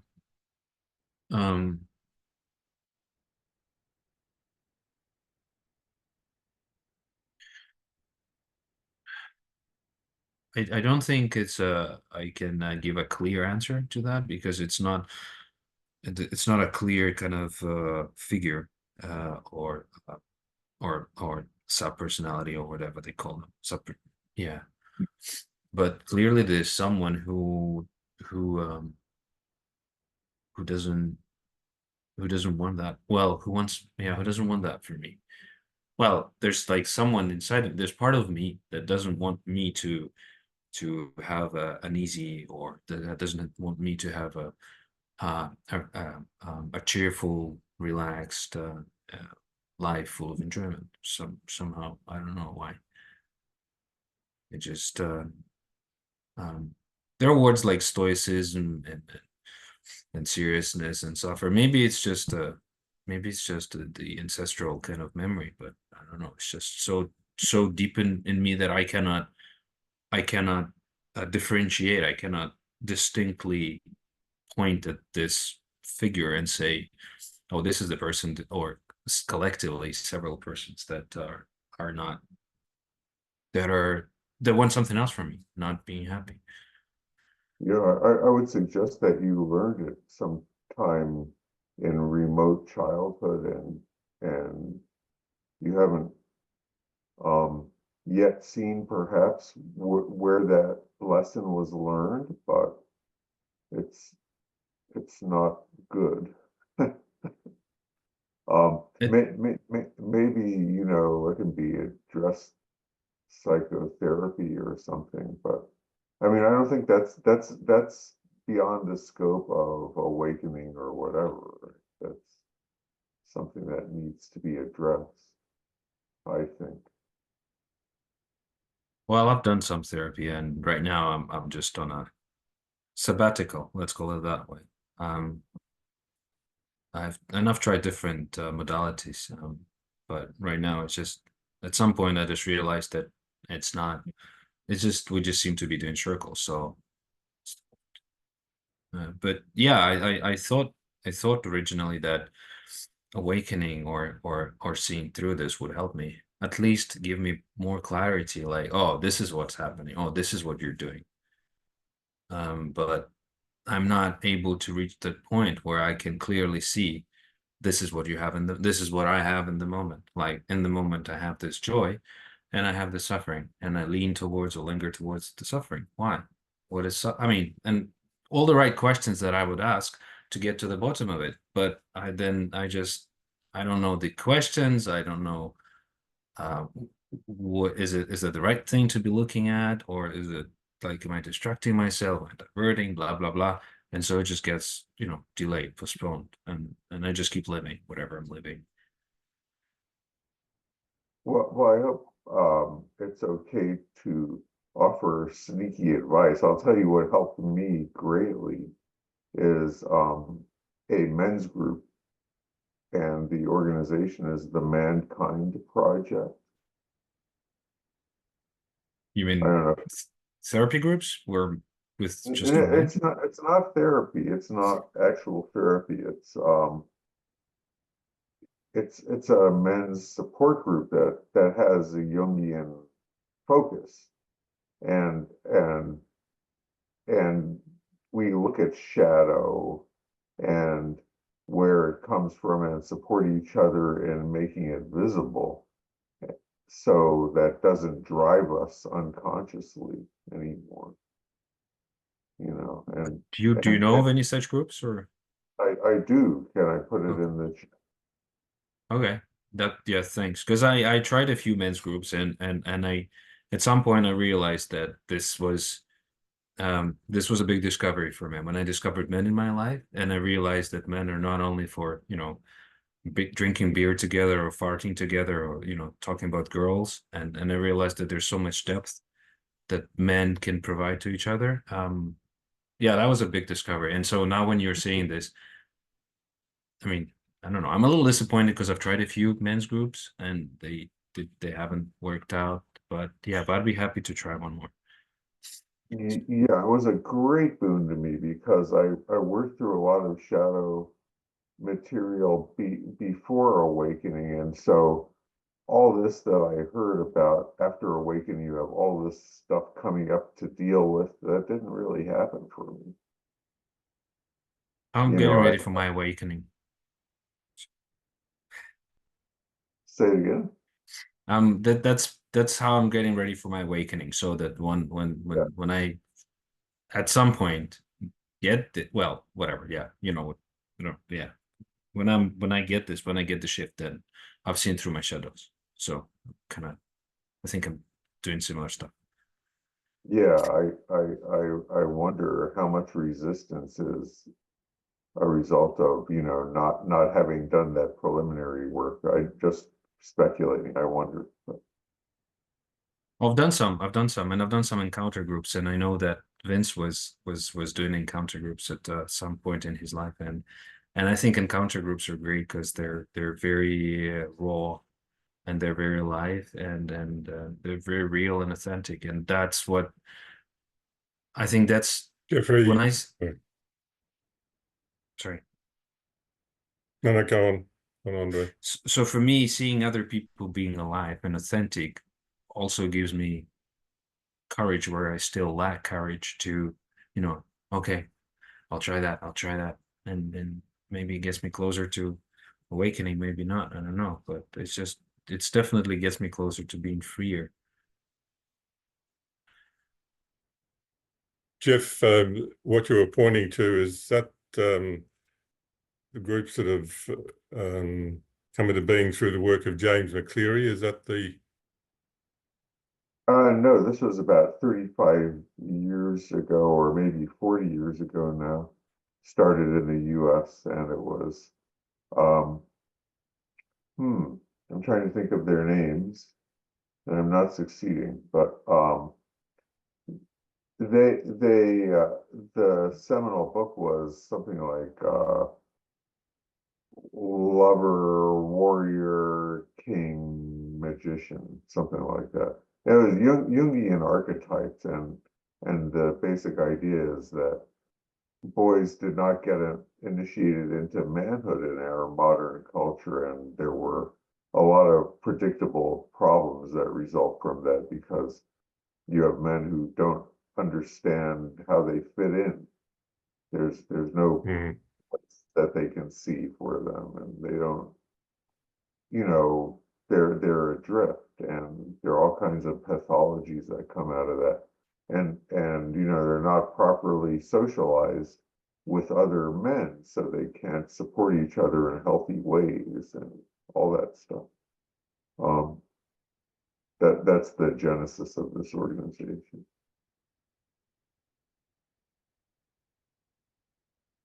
Yeah, I like it. It sounds. Yeah, I'll put it in the chat right now. Yeah, please do it. But they're online, right? They're not offline. You don't have to. Yes, they are. Okay. Okay. Yeah.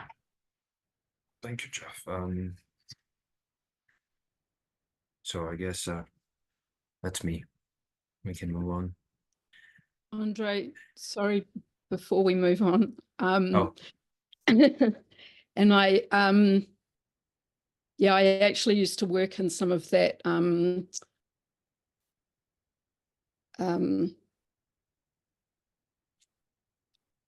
sorry, my words have gone.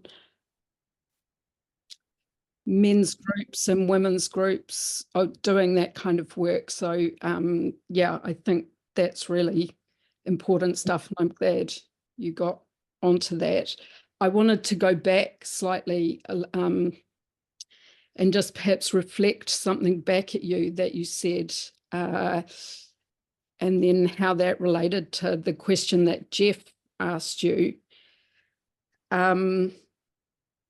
Earlier you said that you didn't know if you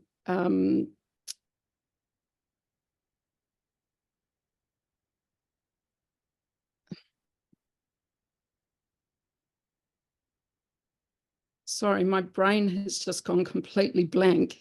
It's okay. So Take your time. yeah, thank you. That's it. You weren't sure if you felt entitled to feel happy. And being somebody who's also been drawn to a lot of the suffering in the world, I wondered if you feel that you can accept that there is a lot of suffering in the world, or if that's, yeah, do you feel that you can accept the depth of suffering that there is? I think I can accept, but I feel like I am an essential part of it. So accepting doesn't mean there's an idea that if I accept, I integrate it, and it's no longer it no longer interferes with my life so much. So I know there's a lot of suffering. I know there's a lot of pain. It's just part of life. It's the same way that there's a lot of happiness and there's a lot of joy, but somehow part of me probably still wants to fix it, I guess. And that's the problem. Yeah, so I just thought I would offer that back to you, that you said you weren't, you didn't know if you were entitled to feel happy, and that might be something to do with trying to fix that suffering. And maybe that's just, yeah. Thank you. Something for you. Thank you. Yeah. Yeah, might be. Thank you.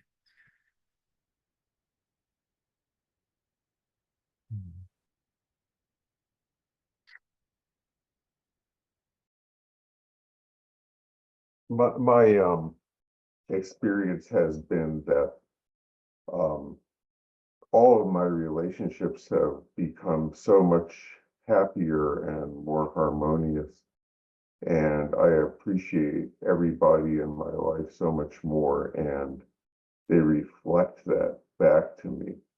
And I know I'm having a positive influence in the world. I'm not fixing the big problems.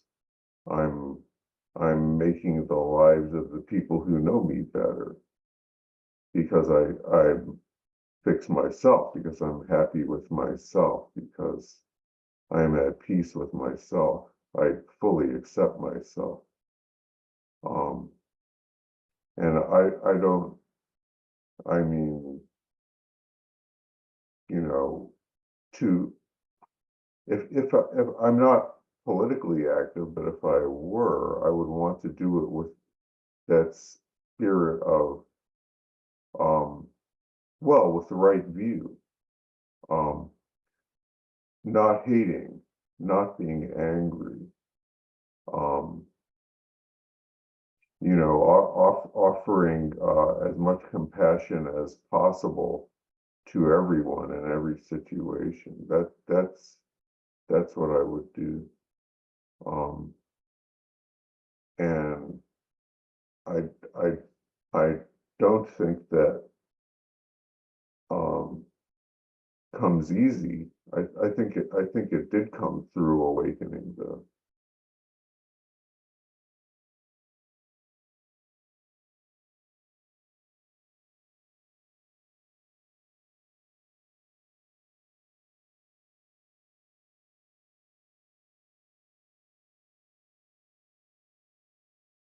I think it makes a difference to have a really clear right view and to be able to offer it at the right time.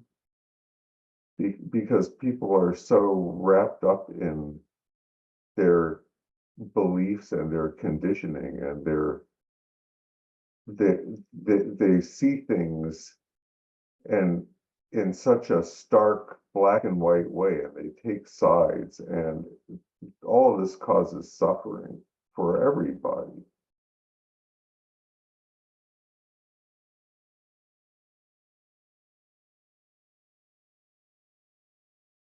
And for me, right view is to be able to see the original nature in everybody, and to see that at that level, nobody is any different from me.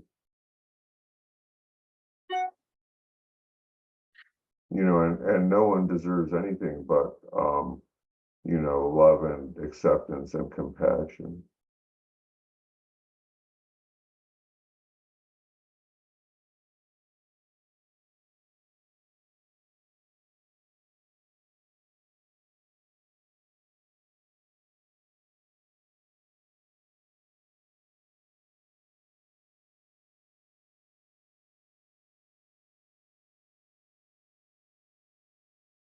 There's a documentary that I don't know whether you folks have seen called The Work. And what you're talking about, Jeffrey, is so compelling in that sense. It's really just such testament to what you're pointing to. I hesitate to use a word, but it really is coming transformation of the most hardened criminals in the most difficult of situations, when they were willing to really just face what was and find out what was the deep programming that you were pointing to, and the transformation that it brings about in their lives. And that was done in the same spirit of just human beings sitting down together and just being totally honest about what was going on.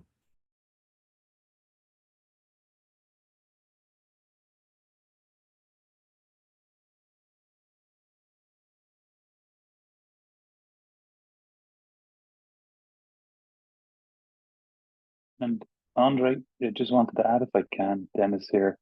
It was great to hear you speak. I'm a newbie too. I've only been on a few times, and really resonated with what you said and could feel your heart. And just to add, we can have a men's group here among this group of people. I'm sure the women won't mind. And what I found, I had excuses not to show up, or, oh, sure, I'm doing this, or I don't need to think about that, or what will I say? And to me, that's like an alarm bell to show up and just trust whatever we need to say will come up. Just be here, show up. Maybe not every meeting, but every second meeting. You know, that men's group can be here, but really enjoyed what you said and could really feel it. And from one suffering soul to another, go ahead and wake up first. You can help me then. That'll be great.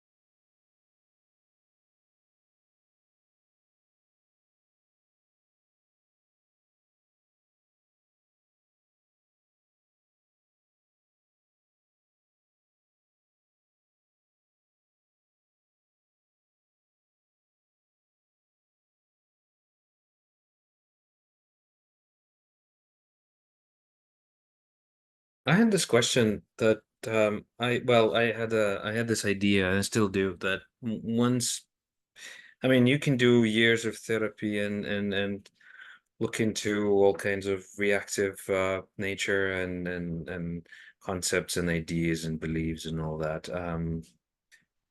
But once once the shift happens, then you see this, almost as Neo in Matrix, like you see just ones and zeros, and one is a is a belief, and the zero is something natural, and then that what you're able to discern them, and that that these are the wheats, these are the what they call the shuffle, and that's how you can split them, and then you can just see that.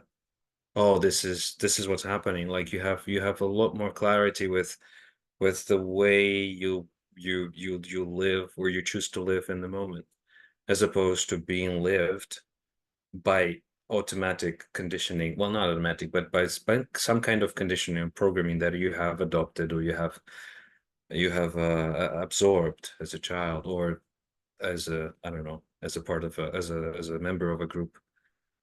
Isn't that the case, or is it like, am I delusional here? For those of you who have waken up, awake or awake. Yeah, that sounds That's pretty good to me. good, Rich. I was just going to say, I say I have like a really astonishing amount of clarity.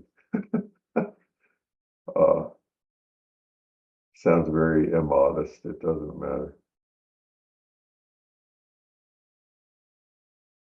I was gonna say that I think it's a bit, for me, it's a bit more natural rather than like ones and zeros. It just is, and it just happens that life just happens, and then you see what life is happening, and it's just a little bit more natural than specific something happening, a specific realization of something in each moment. Like it's just evolving and happening.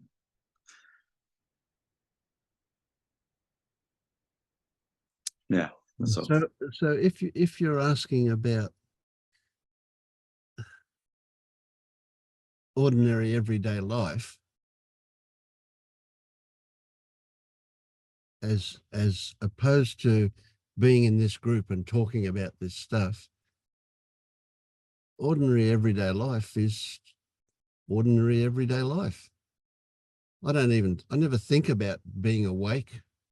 I never think about any of this stuff. When I go out here, I'm going to go and cook breakfast. And there's just cooking breakfast. There's no awake person cooking breakfast. There's just cooking breakfast. And when I talk to people, it's like, oh, I'm interested in what they're saying.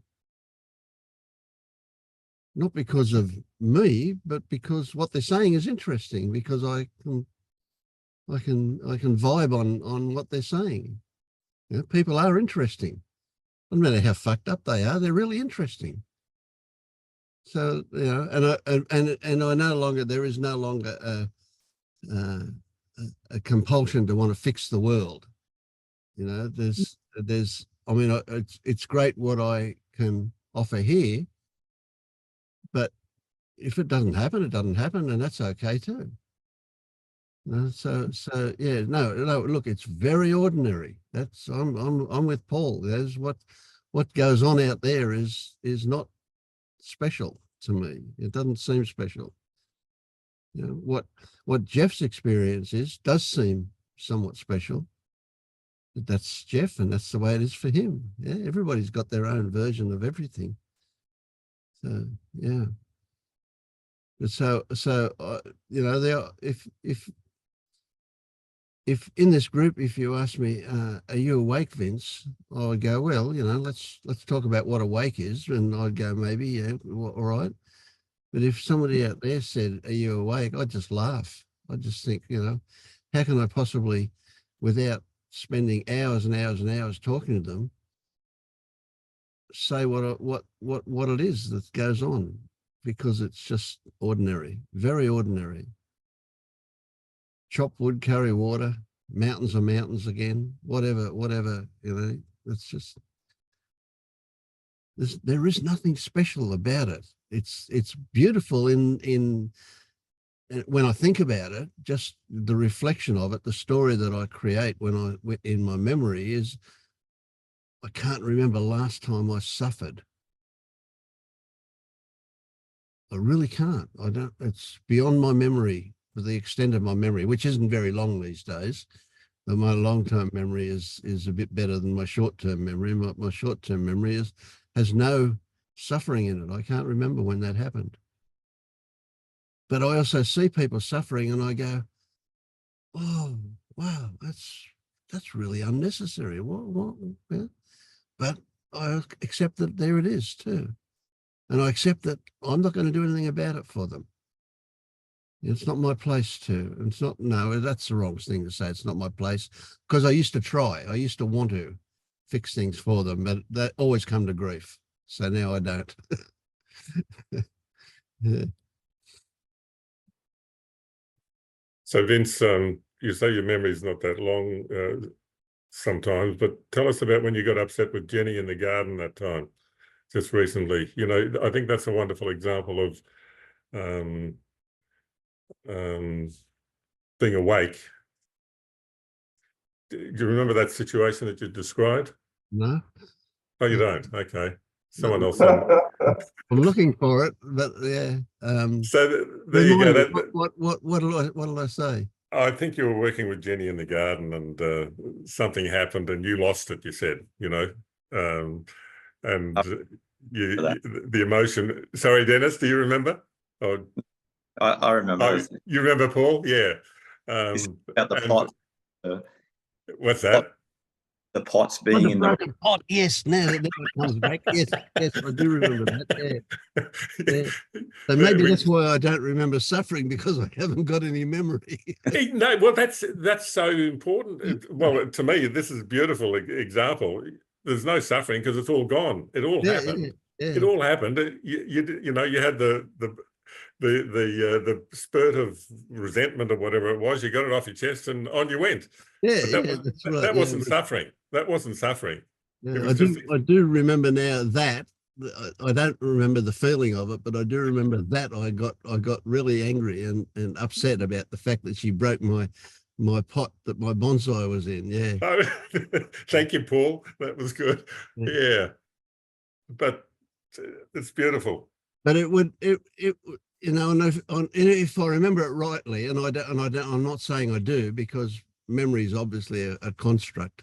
But if I remember it rightly, I was probably really upset for all of 3 or 4 minutes, you know, and then seeing that I was upset was enough to go, you know, what's going on here, you know? Yeah. So it went, but so yeah, I guess there are some differences to the way it used to be, because it used to be when I got upset, I'd stay upset for a fair while, you know.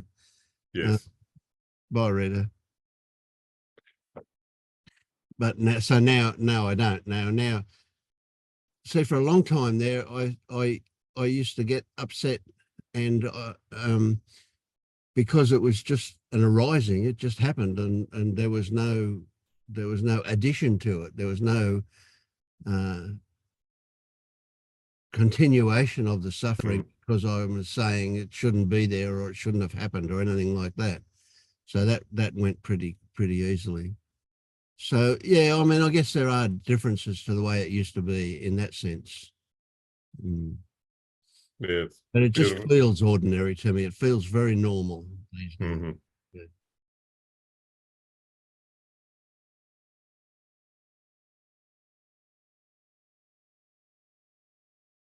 And that, and that incident in the garden was, if my memory is at all correct, and I certainly don't claim that it is, that was probably a couple of months ago. yeah, Yeah. yeah. And as you recall, did you was there even a sense of curiosity about, oh, wonder what this is all about? Yeah, yeah, yeah. No, yeah, I do. I recognized immediately when it happened, and I'm remembering this, it feels accurate that I was remembering. But now I've got a job to do. Now I'm going to glue this pot back together, and I've got to repot the plant, and so on. There's extra work, you know, when Yes. I was responding to that story. Yeah. Yeah. And I remember another time, and I don't know when it was either, when I dropped something, and again I responded with some anger, and the story again was about, oh, now I've got another job to do, that work, whatever. Now here's an interesting one that comes to mind. Yesterday I was sitting in my lounge chair, and I have my laptop next to me here, and there's an iPad sitting over there, and I use the iPad to monitor the solar panels and the battery and stuff like that. And I reached over to pick up the iPad, and I knocked a cup of coffee off the table, almost full. I'd had one sip out of it, and it was a really good cup of coffee. And I knocked it over onto the floor and blew a fuse. The All power right. tripped Mhm. out. And I was so lucky that the notepad was shut, so that it didn't get all full of coffee in it. But whatever. And there was no, just thinking back on it now, I didn't, at the time I didn't realize it, but there was no anger about that. There was no remorse about the job of cleaning it up. In fact, I let the dog do a lot of it. The dog licked up a lot of it. My dog loves coffee. So she cleaned up a lot of the mess while I cleaned up the rest of it. But there was no effort involved. There was just an acceptance that was now what was in front of me to do. Mm. Yeah, that was, thinking back at that, I can actually feel a little bit proud about that. Hey, there's a bit of salting in that. Yeah. Yeah.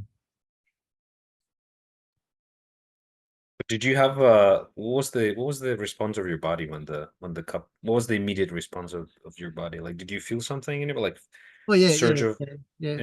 Oh. Oh fuck. Oh yeah. That was my response. Yeah. But it was instantaneous and gone just as quickly, I guess. There was that, yeah. I mean, there was that, I guess, curiosity is not quite the right word, but there was the looking to see if I'd done any serious damage or whatever as well, But I was quite relaxed about the fact that the fuse had switched. I just had to go down to the fuse board and throw it back on again, and I unplugged the power board that did the tripping, and then I was going to replug it one bit at a time to see if it went off again, but it didn't go off again. So obviously the coffee was not doing what it could have been doing. Yeah. Did you make a thing out of it? Like, did you think, oh, I should change the layout somehow so that it doesn't happen in the future? Anything like that, or just, oh, whatever? No, there was a thought, and I picked up the iPad since, and there was the memory of that happening. So there was more care involved. But I mean, that'll only happen a couple of times, and then I'll be back to my old gung ho way of doing things. Yeah.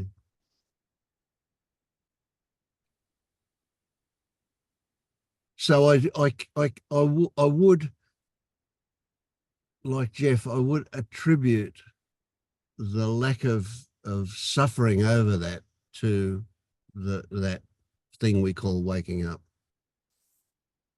The recognizing that it was that the suffering is created by stories that turn up. And I guess I'm familiar enough with that a lot of the stories don't turn up, or that if they do, they turn up in a shortened version. Yeah. The way you said that, Vince, it just struck me. You had an acceptance, and then it just came to me. It's like my life is a series of not accepting the moment, not accepting, an endless non-accepting of the moment. And then I just kind of thought about that for a second, and I just felt really sad for what that meant for me, and what that means for people we interact with, or the people we're around. That Yeah. that non-accepting is so damaging and corrosive, and just it puts something between life and living. Yeah, sure. And it definitely radiates out around to people around us, and that, yeah, for sure. Yeah. You Yeah, pass that on. yeah, I feel like just in the last however long it is, I've really started to understand how much it's the resistance that is the suffering. It's the feelings, the whatever it is you're resisting are life, are the things that come along. And you know, there are some huge emotions. The reason I pause on that word is that I know there's some definitions around feelings and emotions and things where you're putting stories on them. But I guess what I'm trying to say is the sensations of life. And I would say that, you know, there are sensations that are uncomfortable that come with life, but are just part of life. But it's the resistance to those sensations that actually makes it, that really turns it into suffering. And for me, that's become really clear just much more recently. Yeah, it's like the water coming out of the hose, and you keep putting your finger on it, and it just makes it horrendous. But if you just let it go, it just trickles. But yeah, to me, what's coming up as well is it's like everything's a no, no, no, no, and then the sadness that I was feeling kind of reminds me of being young, and everything. Every time it feels like everything my dad said was no, no. Can I have no, no? It's just no, and you're like, yeah. So the beginning thing that of value for you is to start saying yes to the no. Don't try and stop the no. Say yes to the no, and then it will stop by itself. Maybe. Yeah.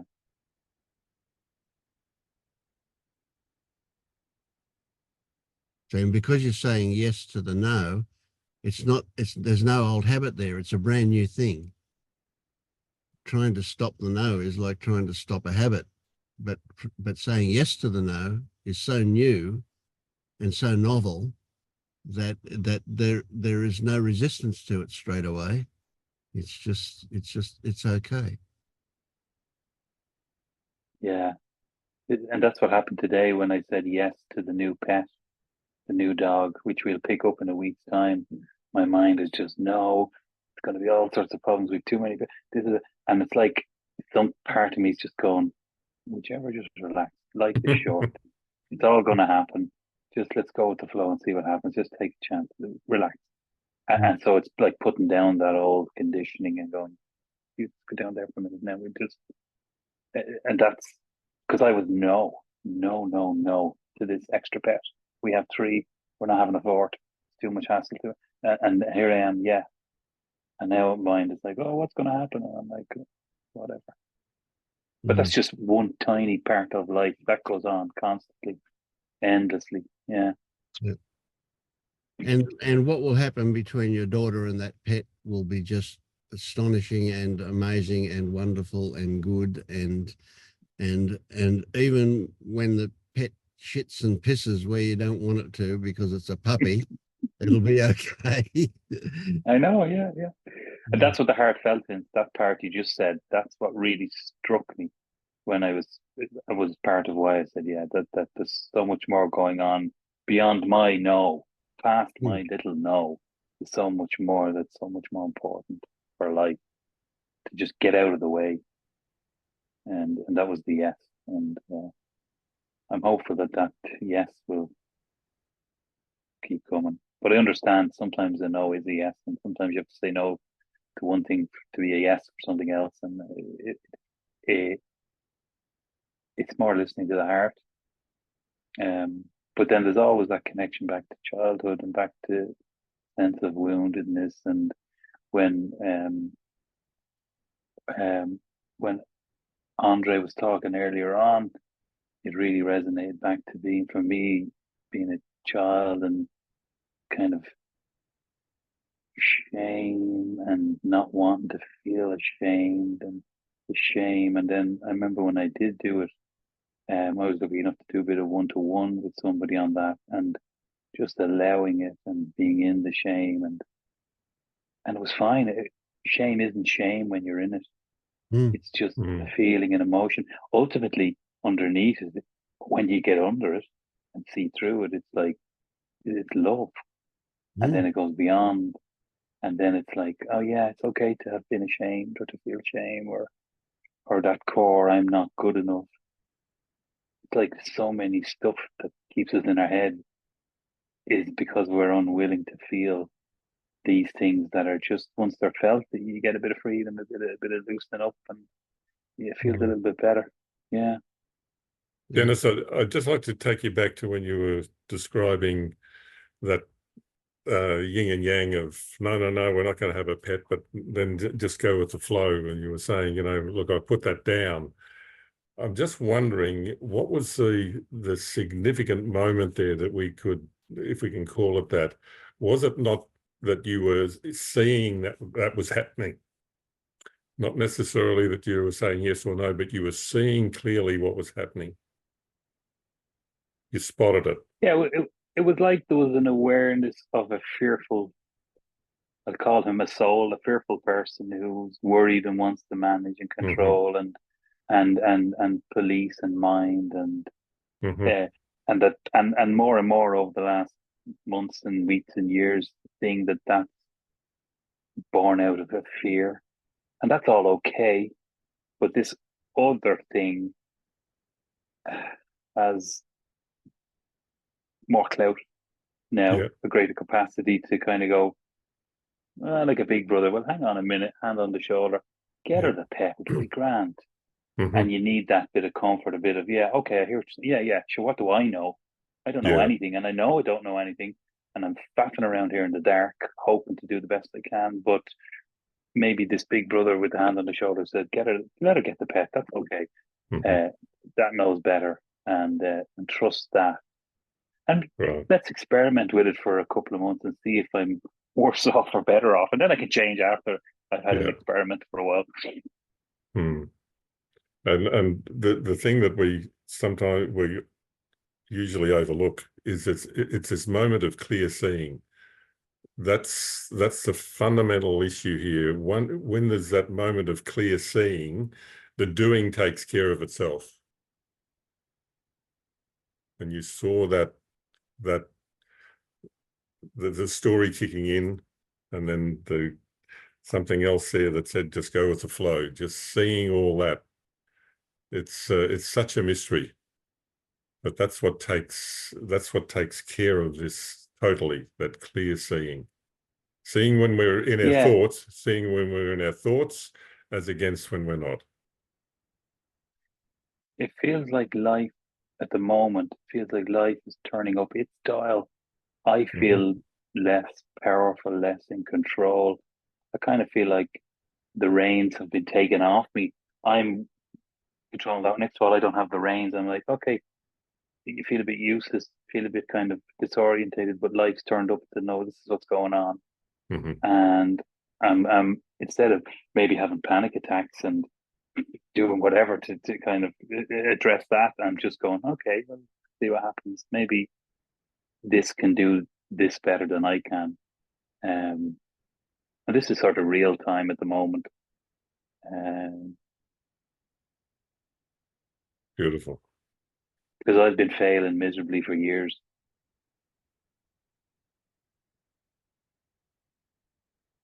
At doing life. So maybe I'll let life have a go at life in itself and see see what happens. Yeah. Um,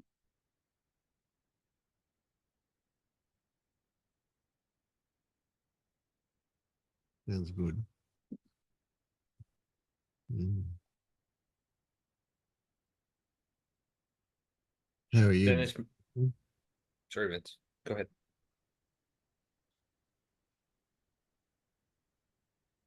No? There you go. Yeah, Dennis, I just maybe it's I'm out of the context maybe, but I just wanted to say a little kind of say a few words to protect the no.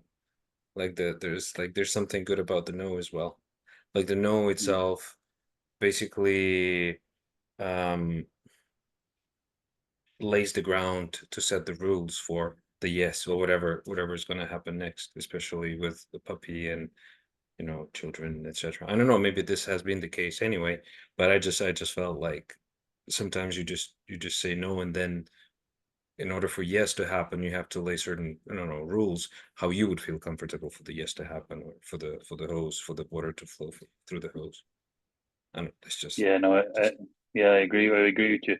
It's a good way of managing things. I just feel that for me, the balance of yes and no's were completely out of balance, and that was always too much no's, and it was born out of fear and control and anxiety, and Hmm. and it all goes back to childhood and living in a family, an alcoholic father, and the shame around that, and all these different things that kind of are in you. But when I started on this journey, part of what I wanted to do was I had a real desire not to pass this stuff on to my children. That whatever I did, I just wanted to be a good dad and make sure that they had a better life. And what's really kind of tragic in one sense, and in the early days, is that without knowing it, you're doing that all the time because we're asleep. And it's only like recently kind of feeling, Jesus, there's a lot of this shit getting passed on. Better get on with this, because like it's as good as I thought I might have been. The more you wake up, the more you realize, holy shit, the shite I've been passing on. So I want to stop that. And I think that goes beyond kids, life, people, friends, family, people around us, people we walk by in the street. I think it has an effect on everybody. Yeah. I mean, you turned out okay, despite the I love that one. Well, Yeah. well, like, yeah. Yeah, it was really funny because when you were talking earlier, Audrey, I was thinking, God, yeah, like you were talking about not being able to be happy until other people were okay, and I was feeling really kind of, my life's terrible. But when I actually look, maybe from a fresh pair of eyes, it's like God is feeding me wine and grapes and rubbing my toes, and children are running around playing in the Garden of Eden. It's out the back, and everything is amazing. And I'm like, please help me, will you? This is miserable. And God's going, what the fuck more do you want me to do, you stupid fucking Egypt? And here's another one for you, Dennis. Let's take a hypothetical couple, both of them awake, both of them really, really calm and peaceful and equanimous, and raising a couple of kids, and those kids are going to suffer for sure. Right? They'll suffer in their own way, and maybe even because their parents are so together, they will suffer. Right? It's the kids' job to suffer. They will all suffer. Yeah. Nobody Yeah, gets you're away right. without it. Yeah. Yeah, and my role is to show them that I suffer, and it's okay to suffer, and you'll be Absolutely. okay. Absolutely. Yes. Good one. Yeah. Yeah. Yeah. Yeah. Yeah.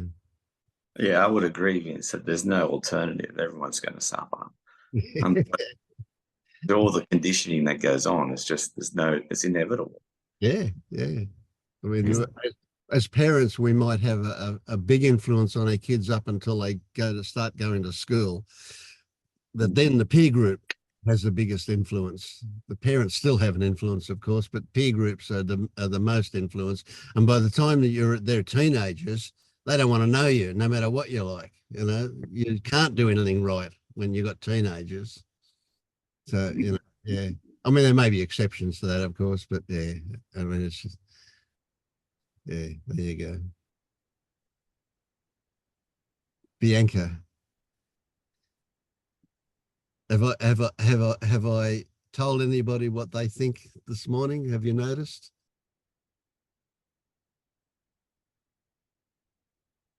Not this time. You are very careful, very cautious. Well, I had the policeman there watching me. Yeah. So tell me how you've been. Oh, well, right now I feel like as if I, by accident, was invited to a men group. That it's great. And I think that Denis and Andre, you make such a power couple.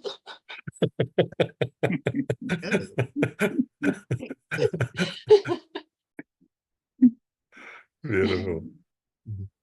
So I'm happy. And well, as for me, my addictions really got out of hand. That is caffeine, nicotine, video games, too much computer in general, binge watching, YouTube on non-dualism, and at this point it makes me feel unwell physically. I'm getting dizzy and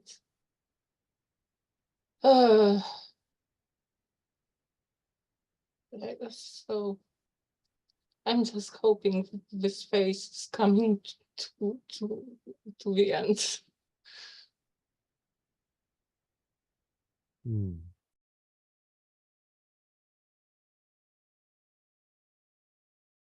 Bianca, last time we spoke, you were telling us that the sense of me felt like a center of gravity. Do you remember that part of the conversation? Yes. Have you had a chance to look for that center of gravity? Yes. And it's really so.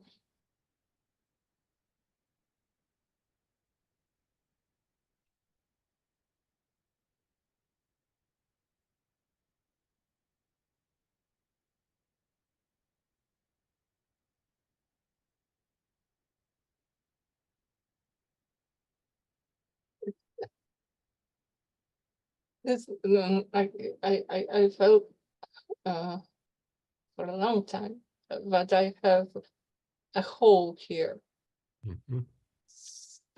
sucking that it's connected to my addictions. Mm. Always hungry, Mm-hmm. never full.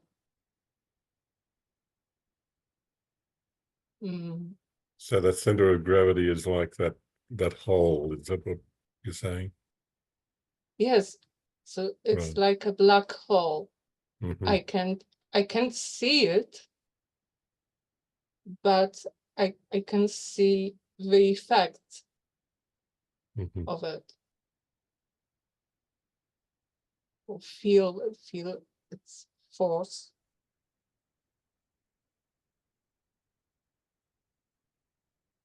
How does a suggestion of just sitting with that black hole, or perhaps you've done it, but Yes. how do you have you sat with it?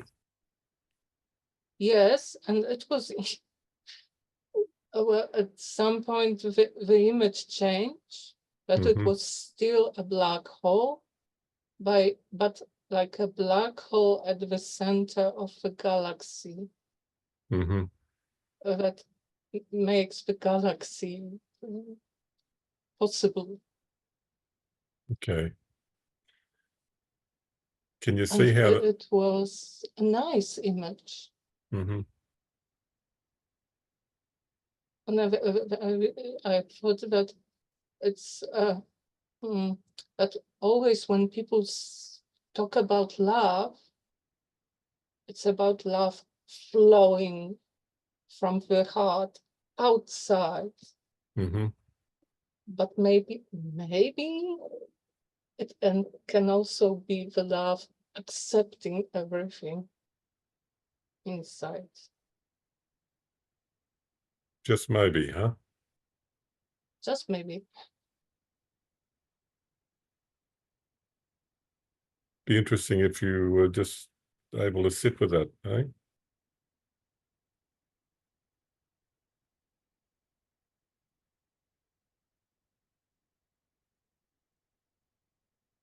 One of the things that can be really helpful is we talk about a black hole, and we've got to communicate, use words to communicate. When you talk about the black hole being the center of the galaxy, if somehow we're able just to take those labels off, all those labels off, and feel what we're feeling as though we've never felt it before, that really is a beautiful exploration. It raises a curiosity, and just to go with that. And the stories will arise again. We'll say, "Oh, this is this." We just put that to one side. It's not that we despise it, but we know that that's just a story that's taking us to thought, and just feeling back into that feeling again and again into the raw sensation.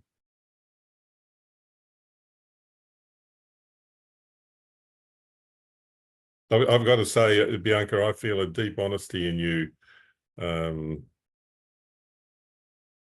to just go with that.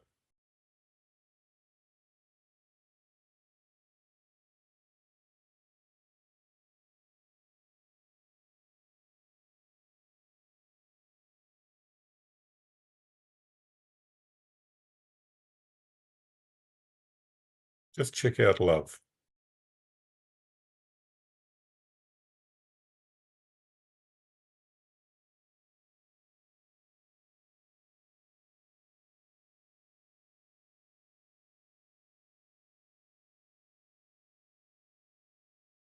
If you can get really curious about that, is what's coming through, but follow your intuition on it.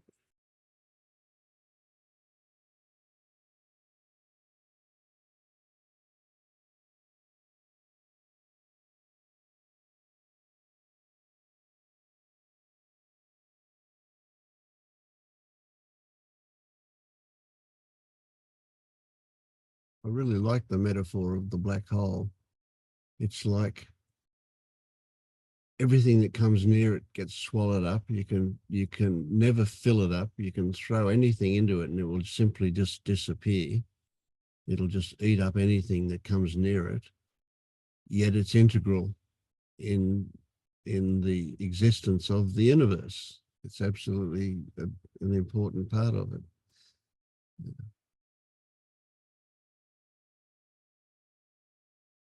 So it's like, wow, if the eating is an attempt to fill it up, of course, that's never going to happen. It's never going to get full. But it's like, okay, you can eat anything as much as you like, and it'll just disappear into the black hole.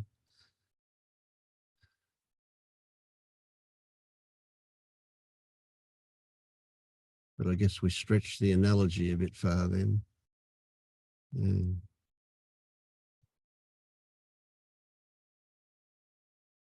But as Alan, yeah, go on. I think it's just a story that really helped me to be with this feeling. Yeah. Of this whole, and without making judgment. It's bad. It's bad. You should have this open heart flowing outside, and you have a black hole. Very bad. Yeah, of course, that judgment on it distorts it. Yeah.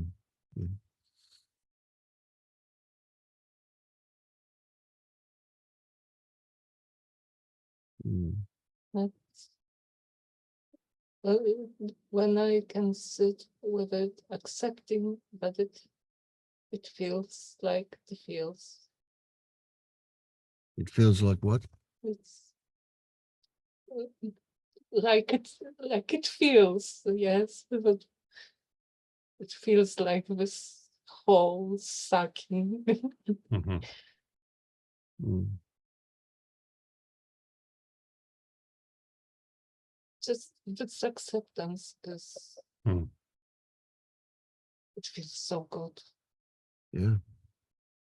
Well, you could even say a black hole accepts everything.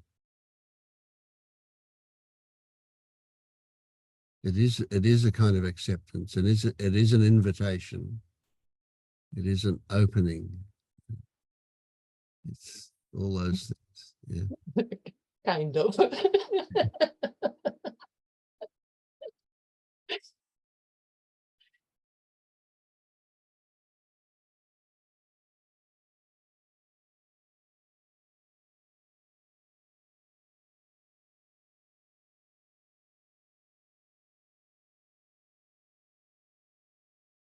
Yeah.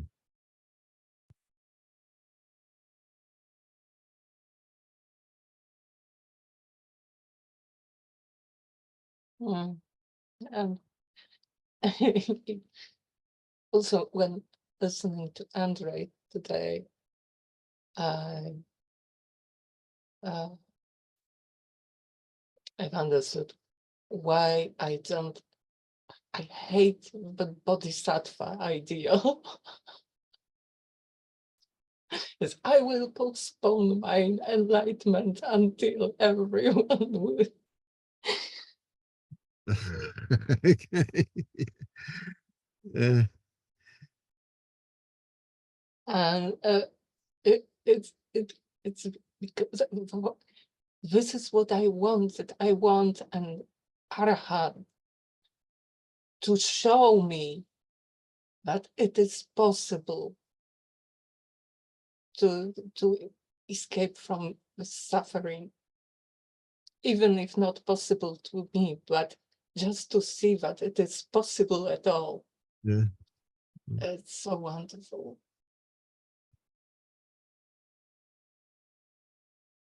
And I don't mind bodhisattvas if this is what we really need to do. Okay, you do what you want. But making an ideal of it is what this. Mm.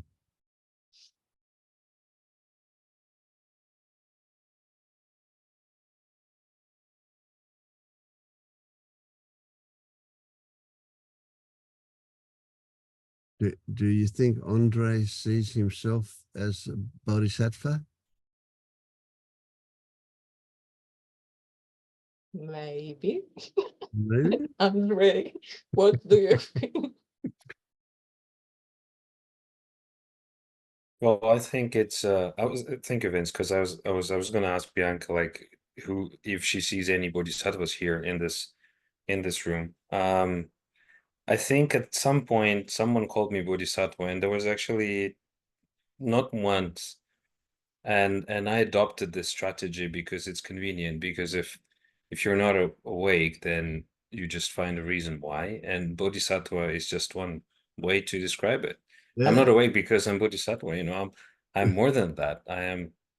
There's. I'm above all this, but no, I don't think I'm bodhisattva. Mm. I might have some of functionality, but it's not like I'm the only one who has it. I think we all have it. Of like we help others. Like you help. The door opens and you let someone out. Does it make you bodhisattva? I don't know, but you help them out first, and Mm. then. But maybe, yeah. Bianca, whichever answer triggers you more, I am that.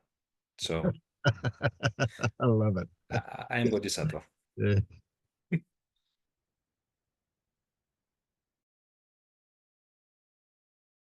Mm.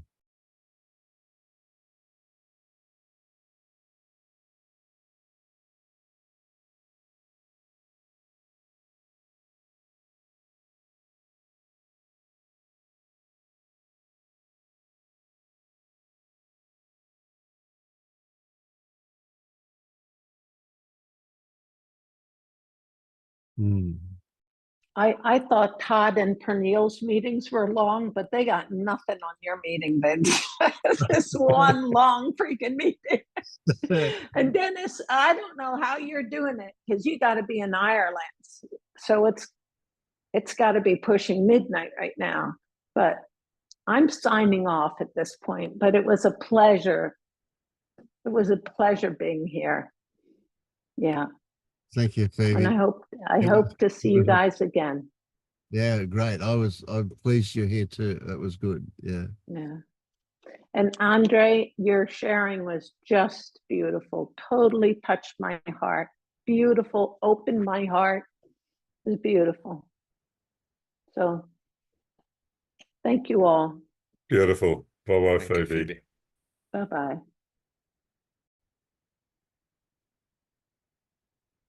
Maybe Phoebe's got the right idea, right? It's time for me to go and make breakfast. Yeah. Great to see you all. Thank you, everybody. You too, Thanks, Alan. You Vince. too, Vince. Thank you, guys. Thank Thank you, Vince. Thanks, everyone. Thank you. Thank you.